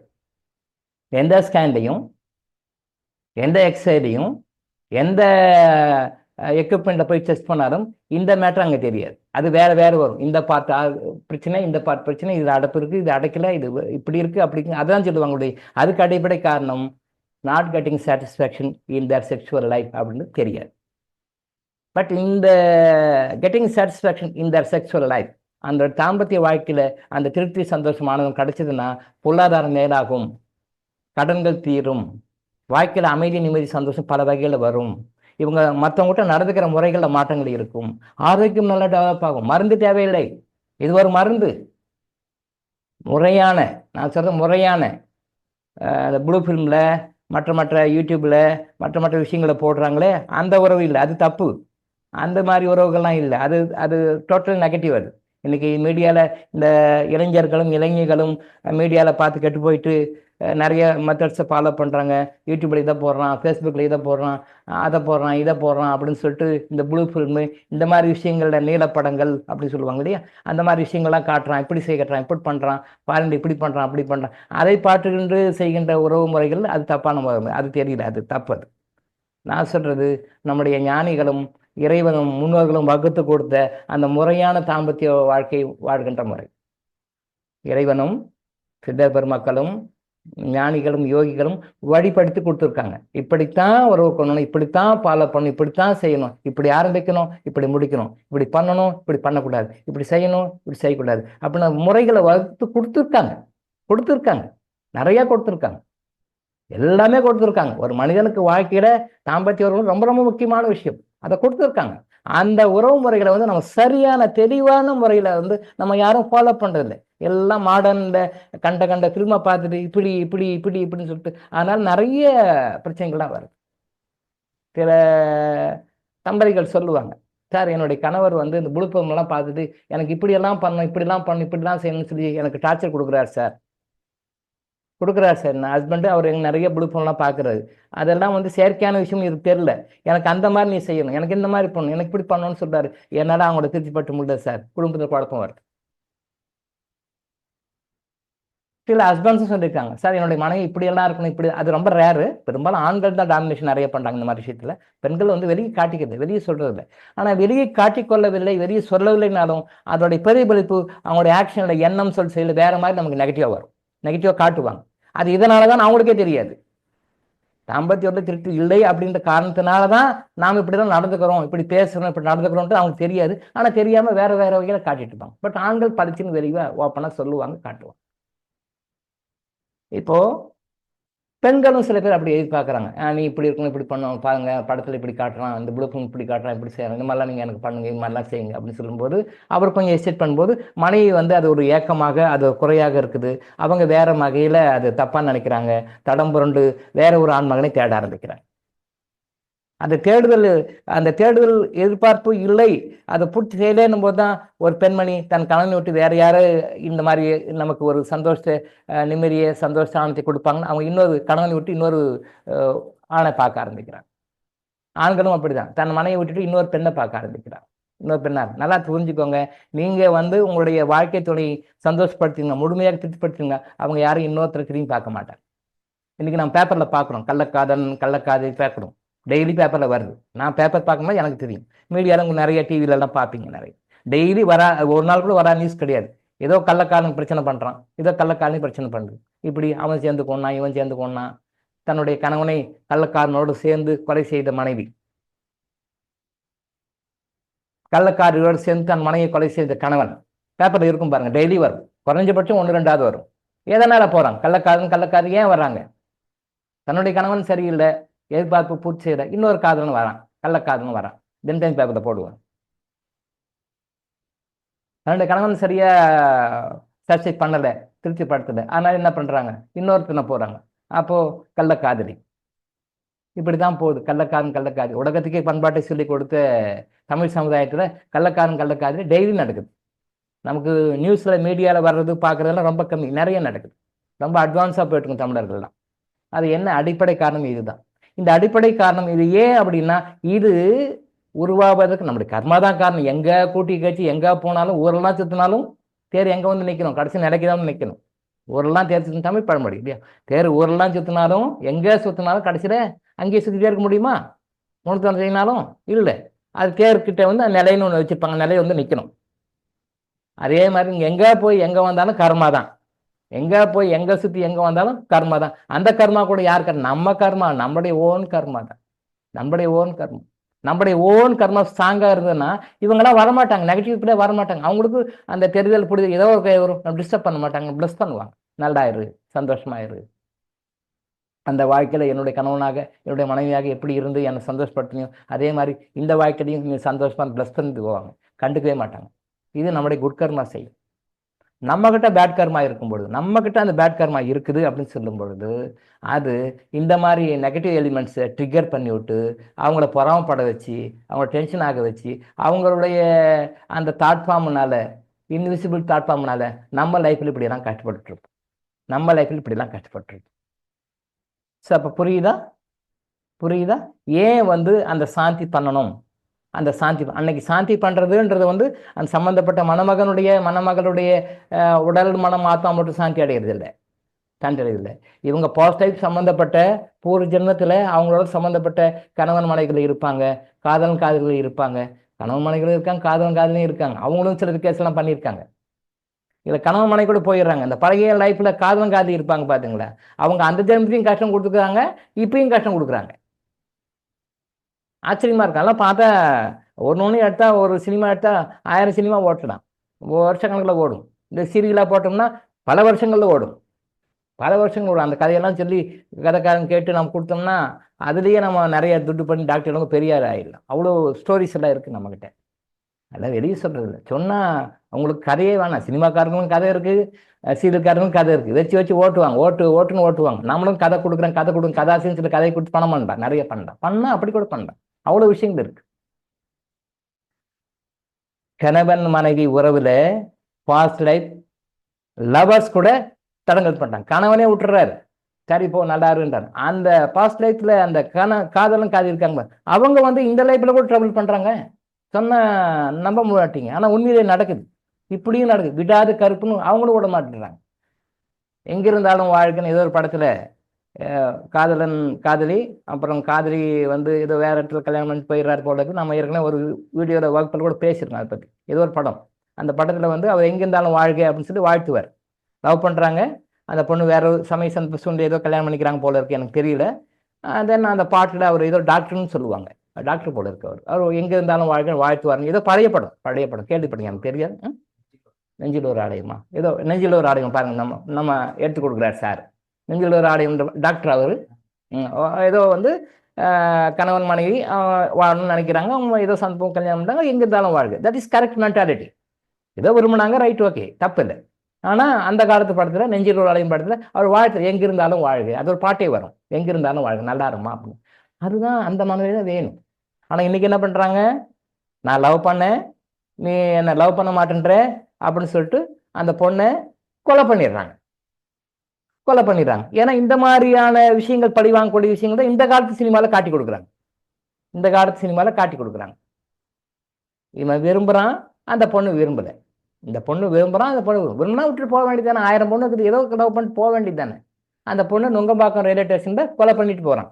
இப்போ ஒரு 10 வருடங்களுக்கு முன்னாடி நீங்க கேள்விப்பட்டிருப்பீங்கன்னு நினைக்கிறேன். சென்னையில நுங்கம்பாக்கம் ரயில்வே ஸ்டேஷன்ல அந்த பொண்ணை வந்து கொலை பண்ணிட்டு போறான். அது ஸ்டேஷன்ல வந்துருக்கு பாவம். அதை வந்து இவன் வந்து கொலை பண்ணிட்டு போறான். நான் விரும்புறேன், நீ விரும்பலை, அதனால நான் உன்னை கொலை பண்ணிட்டு போறேன். அது ரொம்ப ஃபேமஸா போயிட்டு இருந்தா அந்த டைம்ல, ஒரு 10 இயர்ஸ் பேக்குன்னு நினைக்கிறேன். பாருங்க, நெஞ்சில் ஒரு ஆலயத்துல நல்லா இருந்து வாழ்த்துறாரு. அந்த காலத்து படம் அப்படி. இந்த காலத்து படம் எப்படி? பழி வாங்குறது. எனக்கு கிடைக்கலையா யாருக்கும் கிடைக்கக்கூடாது, எனக்கு நீ வரலையா யாருக்கும் நீ மனைவியா ஆகக்கூடாது, எனக்கு மனைவியா வரலையா யாருக்கும் மனைவி வரக்கூடாது, எனக்கு காதலியே என்னை காதலியா நீ யார்கிட்டையும் காதலிக்கூடாது, யார்கிட்டையும் வாழக்கூடாது அப்படின்னு சொல்லிட்டு ரொம்ப பெருந்தன்மையோட வந்து நுங்கம்பாக்கம் ஸ்டேஷன்ல கொலை பண்ணிட்டு போறாங்க. அப்புறம் அது பிறகு ஏதோ பிடிச்சாங்க, பண்ணாங்க, ஏதோ கேஸ் நடந்து என்ன நடந்து தெரியல இருக்கிறது. இந்த மனநிலை இருக்கு. ஸோ இதையெல்லாம் அவாய்ட் பண்றதுக்காகத்தான் அந்த காலத்துல சாந்தி முகூர்த்தம்னு ஒன்று வச்சாங்க. அந்த சாந்தி முகூர்த்தம் தர்மம் பண்ணாங்க. அந்த தர்மம் செய்யும் பொழுது அது பற்றி நான் பின்னாடி விளக்கும். அந்த பல வகைகள்ல, பல சூழ்நிலைகள்ல, பல முறைகள்ல அது வந்து இன்விசிபிள் மேட்டர்ஸ்.